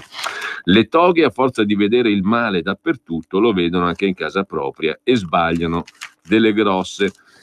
Mentre sempre dalla prima pagina di Libero, il suocero di Conte, il premier, non paga alla Raggi 2 milioni di euro di tasse, non ha pagato i soldi delle tasse a Roma, il papà della fidanzata del premier nei guai. Cesare Paladino, proprietario dell'Hotel Plaza di Roma, patteggia 1 anno e 2 mesi di carcere per evasione delle imposte comunali. E poi ancora i senza tetto che non incassano il reddito di cittadinanza, scrive Azzurra Barbuto, i veri poveri si prendono soltanto gli sputi del Movimento 5 Stelle. Paradossi del sussidio grillino, gli ultimi restano ultimi, niente reddito per barboni e senza tetto. Chi non ha residenza fissa da almeno 2 anni non può richiederlo. Rimane escluso quindi chi ne avrebbe proprio più bisogno, secondo Libero. Il direttore responsabile Pietro Senaldi tesse le lodi di Roberto Poletti e viva Poletti a Uno Mattina, una mosca verde in Rai, è bravo e fa rosicare i rossi, la sinistra lo accusa e non lo vuole a Uno Mattina estate, in realtà dà fastidio perché è libero, assurdo e tardivo fuoco di sbarramento contro di lui, scrive Libero. A pagina 6 di Libero invece parla Annalisa Chirico, già giornalista. A Matteo dico sempre, Salvini, che è arrivato il momento di andare a Palazzo Chigi. Votare non è reato, i 5 Stelle si mobilitano per i rider, mentre i nostri imprenditori non sanno con chi parlare. Il settore farmaceutico vale 1 punto del PIL, siamo il primo produttore europeo, abbiamo superato nell'export la Germania, ma il governo non trova tempo per ascoltare chi investe in Italia. Certi settori scontano un pregiudizio antiscientifico, i 5 Stelle fanno demagogia. Salvini Premier, dice Annalisa Chirico. Intanto i PM nel caos, scrive Filippo Facci, sempre su Libero, perdono tempo dietro a Salvini. Nuove indagini in Sicilia per i barconi respinti dal ministro. La procura di Monza accusa il Viminale di danneggiare le inchieste e al CSM si discute una pratica contro la Lega, scrive ancora il commentatore Filippo Facci, il giornalista Filippo Facci su Libero. Sempre da Libero, scarcerano clandestino, lui massacra tutti di botte. 41enne nigeriano ha morso i carabinieri, si è accanito contro un infermiere, fuggito alla stazione a Roma, ha picchiato una donna. Infine, dalla cronaca lombarda del quotidiano Libero, il villaggio modello di via Martirano, distrutto dai Rom che non pagano, era il fiore all'occhiello di Giuliano Pisapia. Soltanto il 20% degli affitti è stato pagato. La Lega chiede che vada chiuso. Nel villaggio dove i Rom rompono e non pagano, in via Martirano a Milano, fiore all'occhiello della giunta Pisapia. Lasciamo Libero, andiamo invece a Italia Oggi. Qui c'è da segnalare l'articolo del direttore Pierluigi Magnaschi in prima pagina. Conte esclude di poter vivacchiare, ma cosa ha fatto in un anno? Difficile in Italia per un premier fare la voce grossa, è sempre a capo di coalizioni, deve fare l'equilibrista. I premier decisionisti, me ne vengono in mente solo 2, Fanfani e Craxi, sono finiti male. Ma il caso di Giuseppe Conte, scrive Magnaschi, è incomparabile con le vicende precedenti. Gli altri dovevano camminare sulle uova. Conte deve camminarci sempre. Non è un equilibrista occasionale, è un camminatore naturale di questo tipo. Non fa fatica, è la sua camminata. Del resto sarebbe già scoppiato se non fosse così. Bene o male ce l'ha fatta a stare a galla. Che la posizione di Conte sia difficile lo si è visto, ma soprattutto, scrive Magnaschi, cosa ha fatto finora Conte? Dice che non vuole vivacchiare o galleggiare. Finora non ha fatto altro che vivacchiare e galleggiare, secondo il direttore di Italia Oggi. Mentre Gianfranco Morra, a pagina 2, si occupa di Assisi, dove il rosario di Salvini è riuscito a fare il miracolo. La città di San Francesco ha dato una forte maggioranza alla Lega. Domenico Cacopardo riflette sulla Danimarca, dove vincono i socialisti perché accanto alle idee di sinistra hanno detto no all'immigrazione alluvionale, con un programma responsabile premiato dall'elettorato. Come abbiamo più volte sostenuto, l'immigrazione indiscriminata e caotica danneggia i ceti popolari, che sono i primi a essere investiti dalla presenza di soggetti non integrati, scrive Cacopardo. I quartieri popolari subiscono il colpo dal punto di vista abitativo, occupazionale e sociale.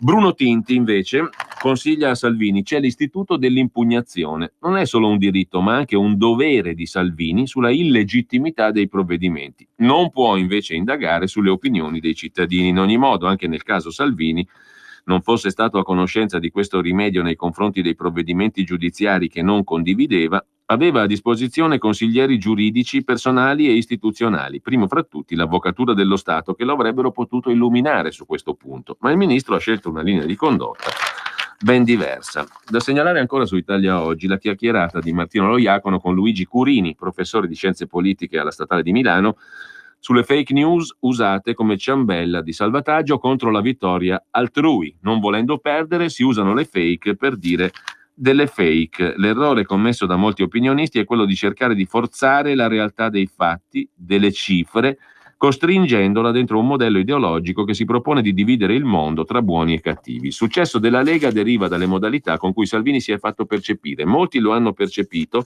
come un uomo comune, vicino alle persone, affidabile e onesto. Salvini ha incarnato questi valori. Il problema è che molti commentatori danno per scontato l'impatto fortemente manipolatorio delle fake news, sebbene non ci sia ancora, ad oggi, uno studio scientifico che ne dimostri incontrovertibilmente l'influenza sul voto. Si dice che la Lega non abbia sfondato nelle grandi città, intanto a Milano è quasi al 30%. Rivolterei la domanda, dice il professor Curini, perché il PD non prende voti nelle periferie? La Lega ottiene voti ovunque, non c'entrano i favoriti e i penalizzati dalla mondializzazione. Mentre lasciamo Italia Oggi con un paio di segnalazioni. L'antisemitismo anche nel calcio tedesco, lo documenta Roberto Giardina. Allo stadio i colpevoli sono sempre tedeschi, gli aspiranti profughi non vanno a vedere le partite, gli immigrati islamici attaccano gli ebrei con la kippah. C'è una squadra che gioca sempre fuori casa anche quando scende in campo nel suo stadio, il Maccabi Berlin. Sempre e ovunque gli spettatori insultano i giocatori, urlano di volerli gasare, inneggiano a Hitler. Quelli del Maccabi ci sono abituati. Il club fu fondato nel 1898, fu vietato dai nazisti, come tutte le società sportive ebraiche, rinacque nel 1970. Mentre chiudiamo con una notizia che riguarda il mondo dei media, Radio France, fino a 390 esuberi, e la RAI francese deve risparmiare 29 milioni all'anno. In organico 4.600 dipendenti, un deficit da 40 milioni di euro, nonostante gli aiuti pubblici. A proposito di radio, l'Eldorado è negli Stati Uniti, i mercati più ricchi secondo l'ultimo Outlook di PricewaterhouseCoopers, sul podio Germania e Cina. L'Italia varrà 732 milioni di dollari nel 2023. La rivoluzione digitale non sembra intaccare più di tanto il mercato dei network radiofonici in giro per il mondo. Tra l'altro parleremo stamani appunto di questa questione, come vi dicevo, con Sergio Natucci, direttore di DAB Italia, il più grande consorzio italiano di emittenti radio in digitale. Ne parleremo più tardi. Parleremo anche col presidente della regione Lombardia, Attilio Fontana, alle 9.30. Tra poco con noi invece Paolo Formentini, deputato della Lega e componente della commissione, vicepresidente della delegazione parlamentare dell'Assemblea della NATO e componente della commissione affari esteri. E alle 9.15 il nostro colloquio, come tutti i giorni, con Maurizio Bolognetti. Intanto pausa. 2019. Ma chi ha parlato? Sono io, la Digital Radio, quella del sistema DAB+, e sono strafelice perché dall'anno prossimo sarò ufficialmente in tutte le auto. È ora di vivere la magia della Digital Radio. Se stai pensando di comprare una nuova auto, pretendila con il sistema DAB+, il suono perfetto. Dal 2019 in tutte le auto nuove. Dibidi dobidi DAB. Anche Radio Padania è in Digital Radio. Messaggio per tutti gli imprenditori, gli artigiani, i commercianti, i liberi professionisti. Hai un'attività? Dei prodotti da promuovere? Prova la pubblicità sulla nostra radio. Radio Padania ha preparato per te una grande promozione per aiutarti a sostenere la tua attività a tariffe davvero straordinarie. Informati, vedrai che si può fare. Mandaci una mail all'indirizzo spot@radiopadania.net. Con Radio Padania si può fare.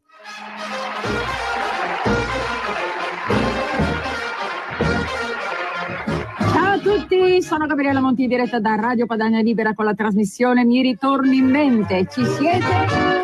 Stupidella, non capisci, lui ti vuole ancora bene. Tesoro, ballando mai baciata, son qui stordita, preoccupata. Ogni martedì dalle ore 15 con Gabriella Monti. Baci, bacetti e baciotti. Qui Parlamento. E diamo spazio, come al solito, in rassegna stampa, come tutti i giorni, in collaborazione col gruppo della Lega alla Camera, alla rubrica in cui Parlamento. Con noi stamani Paolo Formentini, lo diciamo poco fa, deputato lombardo della Lega e componente della Commissione Affari Esteri della Camera, nonché vicepresidente della delegazione parlamentare presso l'Assemblea parlamentare della NATO, dell'Alleanza Atlantica. Buongiorno Paolo, grazie per essere con noi. Allora, Cominciamo a dare uno sguardo appunto al panorama degli esteri, che ci fornisce spunti interessanti anche per la riflessione politica domestica, credo. Innanzitutto la questione del rapporto tra l'Italia e l'Unione Europea, i conti pubblici. Il Presidente del Consiglio starebbe lavorando a tagli per 3 miliardi per venire incontro alle richieste dell'Unione Europea, della Commissione per essere precisi, che continua a parlare del debito pubblico italiano, le solite cose che abbiamo già letto in rassegna stampa. La faccio breve: il Premier comunque ha detto no, come tutte le forze della maggioranza, le 2 forze della maggioranza, a manovre correttive. Allora, ti chiedo sinteticamente di inquadrare la questione, perché siamo alle solite, non c'è niente di nuovo, però c'è una promessa dopo le ultime elezioni europee, che è quella di andare a rivedere finalmente, senza i famosi pugni sul tavolo che erano un modo per dire andiamo là che facciamo chissà cosa, non è mai successo nulla, rivedere un pochino l'assetto complessivo dei rapporti fra l'Italia e l'Unione Europea. Nel giorno in cui, ne parleremo dopo, la Francia ha dimostrato, per l'ennesima volta viene da dire, che chi si fa gli interessi propri non necessariamente viene sbattuto fuori dall'Europa, o no? Sì, partirei quasi dal fondo per confermare appieno quanto detto, perché noi veniamo costantemente accusati di essere anti-europei, quando l'abbiamo ribadito continuamente. Noi siamo innamorati dell'Europa, della storia dell'Europa, dei valori europei, non siamo di sicuro innamorati delle regole che questa Unione ci ha imposto. Regole che oggettivamente hanno fatto male alla nostra economia e continueranno a farlo se applicate con questa durezza. La risposta però, è notizia di ieri, di oggi sui giornali, del governo italiano è chiara. La ritrovata unità tra Matteo Salvini e Luigi Di Maio fa dire che si risponderà all'Europa cercando, come si è detto, di cambiare queste regole e di ottenere un po' più di margini. Qui è la battaglia storica che sta combattendo la Lega, la battaglia del prossimo Parlamento europeo, perché davvero così per noi non può funzionare.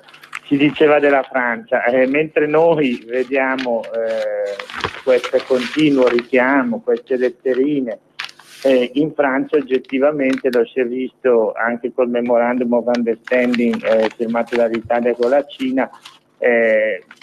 Noi veniamo accusati di essere anti-europei, di trattare con la Cina, però la Francia sicuramente fa grandi affari con la Cina. E così lo stesso ragionamento vale anche per l'Unione Europea.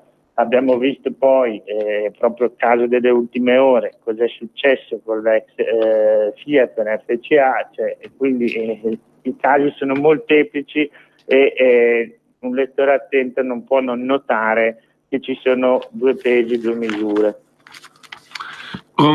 Paolo, mi pare anche di capire che la Francia, diciamo così, abbia dimostrato, o meglio, oggi viene letto come una manifestazione di interesse, di difesa dell'interesse nazionale, anche il mancato affare Renault Fiat Chrysler, no? C'è sul Corriere un'intervista al ministro dell'economia francese Le Maire, il quale dice: ma abbiamo fatto altro che difendere l'interesse nazionale, siamo oltretutto azionisti della Renault. Se l'Italia fosse azionista della Fiat? Ecco, appunto, a noi tutto ciò viene vietato, mentre per altri paesi è assolutamente normale, anzi nel nome dell'interesse nazionale possono fare esattamente quello che vogliono. Ciò detto, noi andiamo avanti, la Francia dice che non voleva rompere questo accordo con Nissan, va benissimo, andiamo avanti.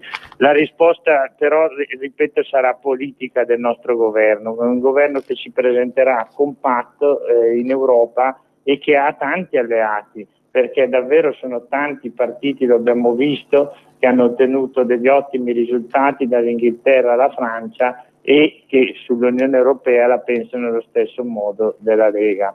Ecco, il dialogo è in corso, lo sappiamo anche per la formazione del gruppo, poi le difficoltà ovviamente sono tante perché ognuno vuole garantirsi al massimo la propria visibilità.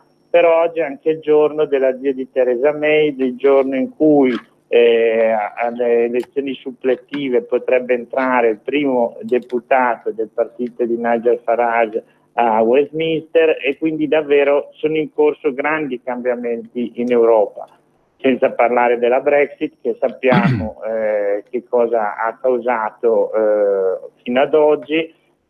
Sulla Brexit io mi sentirei ancora di rimarcare che tutto ciò che è successo all'Inghilterra però non può non preoccuparci, perché questa Europa vista come gabbia non è sicuramente il modello a cui aspira la Lega.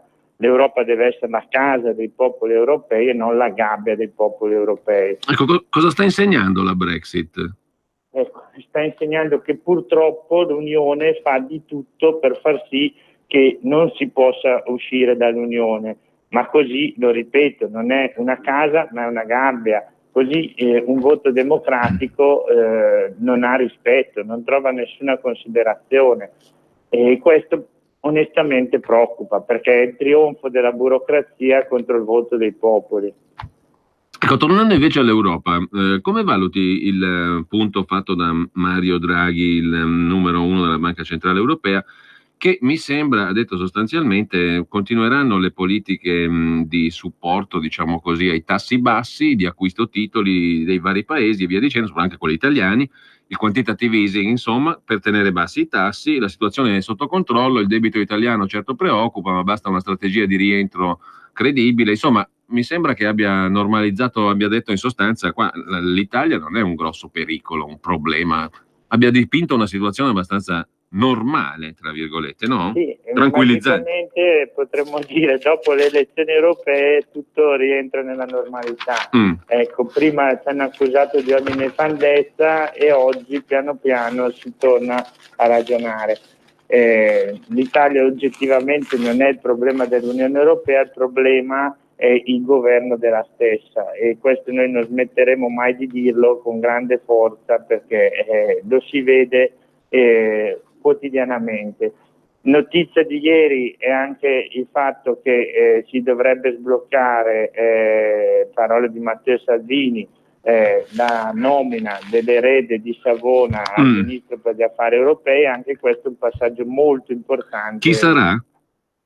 Questo Matteo Salvini stesso ha risposto: non lo dico ai cronisti, ecco, io quindi riprendo le parole del segretario federale. Mentre c'è un altro spunto di politica estera europea interessante, per proseguire per qualche minuto ancora la nostra conversazione con Paolo Formentini. Viene dalla Danimarca, no? La vittoria di Mette Frederiksen, leader socialdemocratica, probabile futura premier, donna, la più giovane, 41 anni della storia danese, che ha detto era sul welfare questo voto e da stanotte il welfare tornerà al primo posto. Welfare inteso come stato sociale, protezione sociale, che vale per la Danimarca, per la Finlandia, per la Svezia, per i paesi nordici cosiddetti, accompagnata però a una linea molto dura, molto chiara, molto netta e ferma sull'immigrazione. Sì, interessante, diciamo che no? Questa futura premier danese ha capito quello che la sinistra nostrana, per nostra fortuna, non ha ancora capito, visto che continua a inneggiare alle migrazioni e alla società multietnica, mentre in Danimarca hanno capito che qualcosa non aveva funzionato nel modello tanto decantato di integrazione danese, e oggi la sinistra si è spostata sui temi della destra e parla di regole chiare sull'immigrazione, anche dure, perché sono proposte, quelle fatte, che sono proposte in Italia vicine alle proposte della Lega. Ecco, quindi una socialdemocrazia a livello europeo che deve, per vincere, schiacciarsi sui temi della destra. Questa è l'osservazione. Certo, con la distinzione del welfare, quindi anche sui conti c'è in questo ormai mischiarsi delle posizioni, perché la destra rigorista, mentre lei dice prima lo Stato sociale. Ultima questione con Paolo Formentini, lo traggo da un titolo del Sole 24 Ore di oggi, appunto nella pagina degli esteri: l'asse Cina-Russia che si fa più forte per controbilanciare Trump. Il forum economico di Pietroburgo, che questa volta è poco occidentale, scrive il Sole 24 Ore, perché la finestra di Putin è tutta proiettata sulla Cina. Il presidente cinese Xi Jinping è l'ospite d'onore per controbilanciare Trump. Mosca ha anche ridotto le riserve in dollari, aumentando quelle in euro e in yuan. Allora, da questo punto di vista, la politica estera invece italiana guarda più a Oriente o a Occidente, per farla così? Questa è una bellissima domanda, perché proprio va dritta al cuore di quella che è l'azione politica del gruppo parlamentare alla Camera per quanto riguarda gli esteri di tutta la Lega. Noi lo ribadiamo tutti i giorni con forza, io lo dico anche all'Assemblea parlamentare della NATO: devono tornare a parlarsi urgentemente NATO, Russia, Stati Uniti e Russia, non solo a livello di presidenti ma i rispettivi apparati. Il dialogo militare, nonostante tutto, non si è mai interrotto tra la NATO e la Russia, però deve fare nuovi passi e avanzare anche il dialogo politico, perché il rischio è evidente, e lo si capisce bene dall'articolo citato, che ci sia uno spostamento della Russia, che per certi versi è già in corso, verso Oriente, e secondo noi questo non giova né all'Alleanza Atlantica né alla Russia. Questo lo abbiamo denunciato, dicevo, con forza. C'è anche un altro bell'articolo oggi sui giornali che parla di un incontro di Putin con il Papa, incontro in cui si cercherà appunto di mediare per il riavvicinamento sui temi, anche a partire dai temi della migrazione, tra il Papa e Trump. Ecco, quindi sono in corso enormi movimenti che noi monitoriamo con attenzione e diciamo stiamo molto attenti, perché è stato intenso il dialogo dopo la caduta del comunismo tra la NATO e la Russia, e a quel clima bisogna tornare a un clima in cui i valori dell'Occidente in senso lato facciano sì che ci sia anche un'unità politica, perché nuovi giganti avanzano nel mondo. Abbiamo visto la preoccupazione degli Stati Uniti anche nei confronti del nostro paese sulla tematica del 5G. La Cina è una tematica diffusa, non solo che riguarda l'Italia, e su questi temi serve una grande unità. Bene, io ringrazio allora Paolo Formentini, deputato della Lega, Commissione Esteri, vicepresidente della delegazione presso appunto l'Assemblea parlamentare della NATO. Temi che sono di grande interesse, più di quanto credo, Paolo, l'opinione pubblica a volte non sospetti, no? Perché da molte di queste scelte, perché le ricadute poi sono certo, nella vita quotidiana di tutti e anche economica, e anche nella vita economica. Esatto. Quindi io ringrazio Paolo Formentini. Grazie a voi. Ci teniamo in contatto, buon lavoro, grazie Paolo. Qui Parlamento. Intanto ritorniamo alla parte finale della rassegna stampa, che come in tutti questi giorni continua a essere occasione di dialogo e di confronto con Maurizio Bolognetti, che dovrebbe essere in collegamento già telefonico con noi. Eccomi. Buongiorno Maurizio. Buongiorno a te. Intanto io ti chiedo come stai, 93esimo giorno della tua azione non violenta, sei tornato allo sciopero della fame dopo 168 ore di digiuno, cioè di sola acqua. Radio Radicale, articolo 21 della Costituzione, democrazia, diritto alla conoscenza, verità, giustizia, libertà. Non sono paroloni, sono roba incarnata, carne e ossa. Sempre più ossa che carne. Sempre più ossa, momento. Scusami la battutaccia, l'hai fatta tu, mi levi l'imbarazzo. Allora, che mi dici? No, come stai innanzitutto?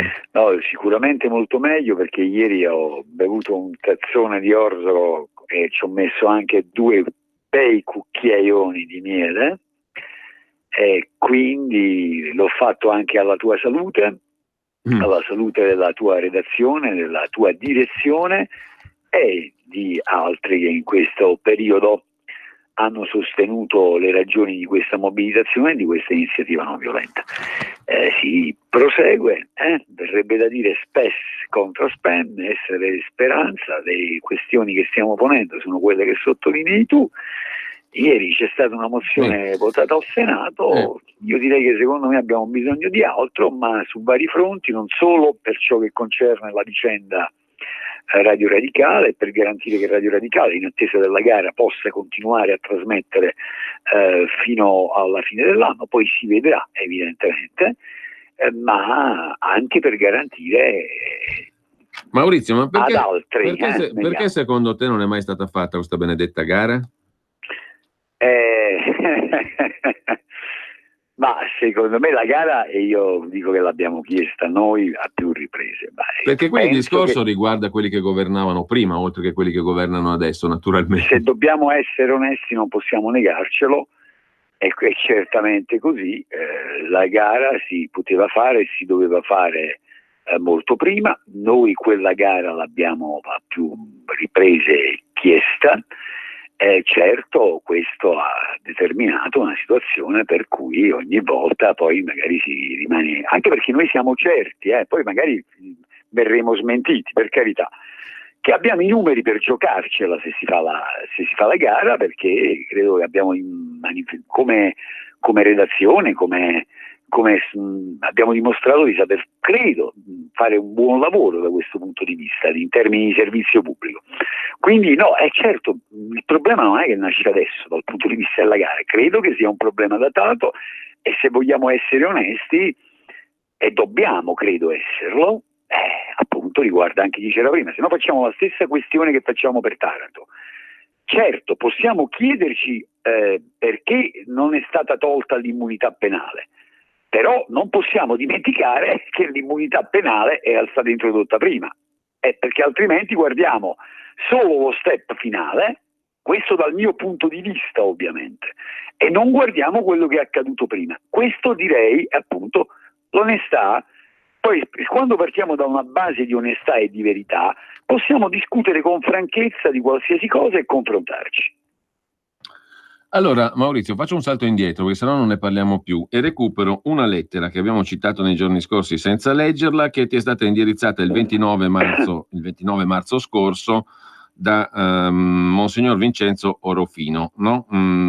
Vescovo di Lagonegro, se non sbaglio, Tursi Lagonegro, giusto? Esatto. Il quale ti ha scritto una breve lettera, ma molto bella, io ne do conto, la leggo. La tua lotta in difesa di Radio Radicale è un gesto umanamente coraggioso, ma non esagerare, e culturalmente esemplare, perché in questi tempi socialmente difficili e incerti sono veramente pochi coloro i quali sono disposti a mettersi in gioco per difendere spazi di libertà in funzione del bene di tutti.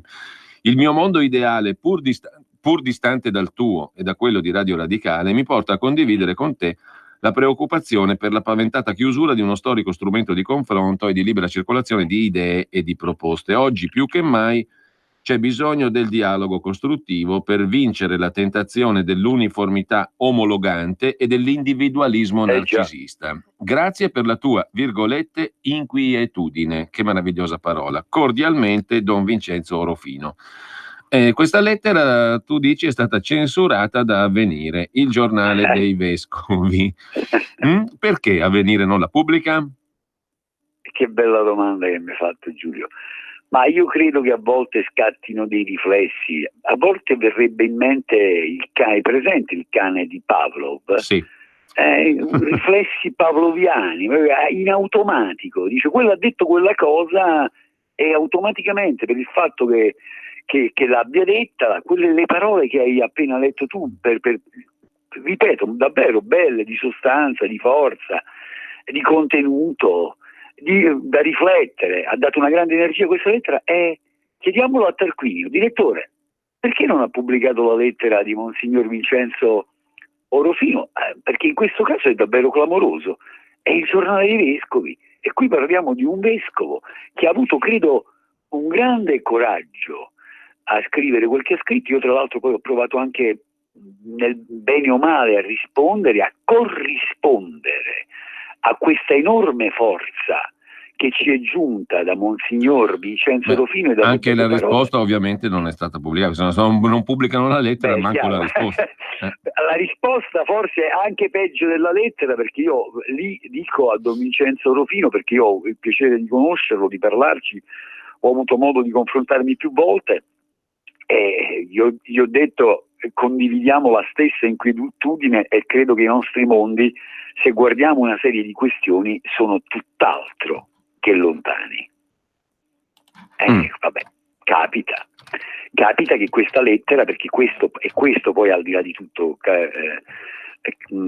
caro direttore, caro Giulio, il problema che abbiamo in questo paese, credo, e questo fa un po' da cartina tornasole, ma non da oggi, ecco appunto, non commettiamo l'errore di non guardare il passato e di guardare magari solo gli ultimi 6 mesi o l'ultimo anno, perché se no stiamo solo al dato di cronaca per certi aspetti e non va bene. Io dico che in questo paese si consuma da troppo tempo un attentato ai diritti politici del cittadino. Tradotto, ci sono troppe questioni che non riusciamo ad affrontare, troppi temi dei quali non riusciamo a discutere, troppo dibattito negato, magari di quel dibattito che fa esplodere anche lo scontro, ma in questo caso, se è scontro di contenuti, diventa uno scontro che unisce. Maurizio, tu poi tra l'altro fai 2 citazioni molto belle nella lettera di risposta a Monsignor Orofino che piace condividere anche con gli ascoltatori, perché recuperi niente meno che un versetto del Vangelo di Matteo, no? Capitolo 23, guide cieche che filtrate il moscerino e che ingoiate il cammello. Buono il cammello. Che è una prassi, diciamo, molto, molto d'uso, e citi anche le parole di Don Luigi Sturzo: non c'è libertà dove c'è menzogna, perché la libertà è figlia della verità. Non sono massime, sono cose da vivere, mi sembra, ma è Don Luigi e da Sturzo, fare.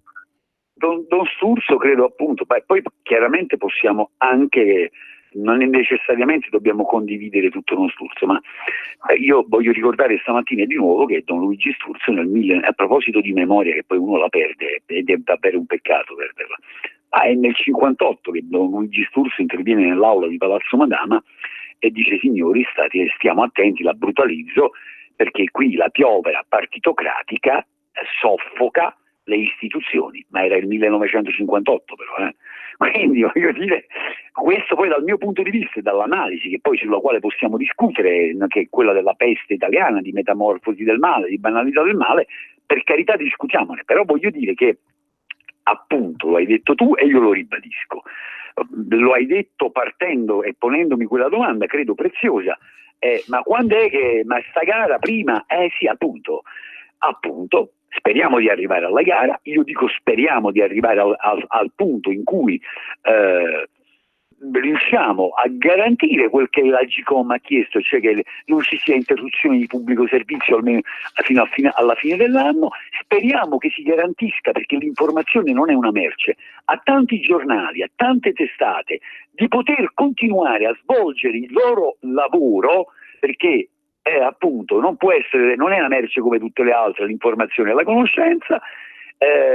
Parlo da questa radio, sono felice di poter parlare da questa radio, ti ringrazio perché credo che tu hai offerto un esempio di ciò che significa conoscere per deliberare, mi stai offrendo un'opportunità, ci stai offrendo un'opportunità preziosa e te ne sono grato. Maurizio, in questi giorni di tua iniziativa tu hai ricordato anche alcune cose, no? Per esempio, si parla molto di magistrati, ma hai ricordato alcune tue iniziative e denunce in tema di magistrati in servizio in Basilicata, bicamerale, sul ciclo dei rifiuti e tue iniziative. Vogliamo ripescare qualcuna di queste iniziative? Perché vedo sulla tua pagina Facebook anche un altro filmato interessante. Un altro filmato interessante che riguarda un altro tuo reportage. Lei sta filmando? È importante che non filmi. A dirti queste belle parole dei carabinieri che ti fanno anche capire che la pistola è pronta. No, ma sai, oggi in prima pagina sul 24 ore c'è la notizia, no, della Total, il CIPE che frena Tempa Rossa. Non è di pubblica utilità, così la riassume io sarei anche d'accordo se ne sono accorti un poco in ritardo. Secondo me era tutto che non era di pubblica utilità. Ecco appunto, ma anche in questo caso non è successo adesso, è successo prima. Vediamo di non dimenticarcelo, ma io sono uno tignoso, forse potresti definirmi pignolo, quindi ogni volta, soprattutto quando mi rendo conto che ci sono in giro, come dire, hai presente Molière, il tartufo di Molière, degli impostori, insomma, e che provano a far dimenticare il passato più o meno recente o più o meno remoto e ad utilizzare dei temi come corpo contundente da sbattere sulla testa magari del nemico di turno da battere. E se c'è una cosa che detesto è l'impostura, l'ipocrisia e le guide cieche e gli scribi e i farisei ipocriti, verrebbe da aggiungere, e allora ogni tanto tocca ricordare a se stessi e ai propri interlocutori, magari quelli che adesso vogliono la commissione d'inchiesta sul petrolio o non so cosa. Signori, la commissione d'inchiesta, perdonate l'autoreferenzialità, l'abbiamo fatta per qualche lustro, peccato che non ve ne siete accorti, peccato davvero. E poi adesso intervenite a babbo morto, anzi no, il babbo non è morto, il babbo è liofilizzato, e questo, mi sia consentito, vale anche per qualche procura della Repubblica, che forse poteva vedere anche prima e non quando tutto è compiuto, verrebbe da dire. Allora, Maurizio, dobbiamo salutarci per questioni soltanto di tempo. Ci risentiamo lunedì. Lunedì è una giornata che credo sia abbastanza importante. Appunto, è una giornata importante, ma avremo modo di anticiparla, credo, perché alla mattina alle 9:15 ne parleremo in anticipo. E comunque, buona fine settimana a te, Maurizio. Buona fine settimana a te, e la chiudo come gli altri giorni. Viva Radio Padania e viva Radio Radicale. Buona giornata a te, buona giornata agli amici di Radio Padania. Grazie a Maurizio Bolognetti. Intanto c'è una notizia in prima pagina sull'agenzia ANSA in questo momento. Anche Di Maio dice avanti per combattere, non per vivacchiare. Ma l'altra notizia è di cronaca: un tabaccaio spara e uccide un ladro, si valuta la legittima difesa. A Pavone Canavese, alle porte del quartiere San Bernardo di Ivrea, furto con sparatoria nella notte. 3 persone hanno tentato l'assalto a una tabaccheria. Il titolare, che abita sopra il locale, è uscito con una pistola, ha ucciso uno dei malviventi. Ascoltato in procura, nei suoi confronti non sono stati presi al momento provvedimenti. Potrebbe beneficiare della nuova legge sulla legittima difesa. La sparatoria poco dopo le 3 in via Torino. Sparati 7 colpi, vittima un uomo originario della Moldavia. I 2 complici riusciti a scappare. Ci risentiamo tra poco con il presidente della regione Lombardia, Attilio Fontana. Tra molto poco, non facciamo tutte le solite sigle, la tagliamo corta, pubblicità, quello che c'è da mandare, e poi la canzone la sfumiamo e chiamiamo il presidente della regione Lombardia, Attilio Fontana. Ciao Ruspa, come butta? Guarda che sei in onda. Donare il 2 per 1000 alla Lega è importante per i progetti di Matteo Salvini? Sì, la gente lo sa. Sa pure che D43 è il codice da scrivere sulla dichiarazione dei redditi. Sì, D43, lo sa. E che se lo dice al suo commercialista fa tutto lui. No, Ruspa, questa non possiamo dirla in radio. D43 è una sigla importante. Serve a dare più forza ai progetti che Matteo Salvini vuole realizzare. Quest'anno il 2 per 1000 donalo alla Lega di Matteo Salvini. Dillo al tuo commercialista. Donare il 2 per 1000 alla Lega è un'ottima azione. www.2per1000lega.it. Per la tua pubblicità su Radio Padania Libera, scrivi a spot@radiopadania.net. Sono Giovanna. Mondoflex. Voglio presentarvi una nuova promozione Mondoflex. Un materasso in memory ergonomico a 2 strati, completamente sfoderabile, a soli 199 euro. Con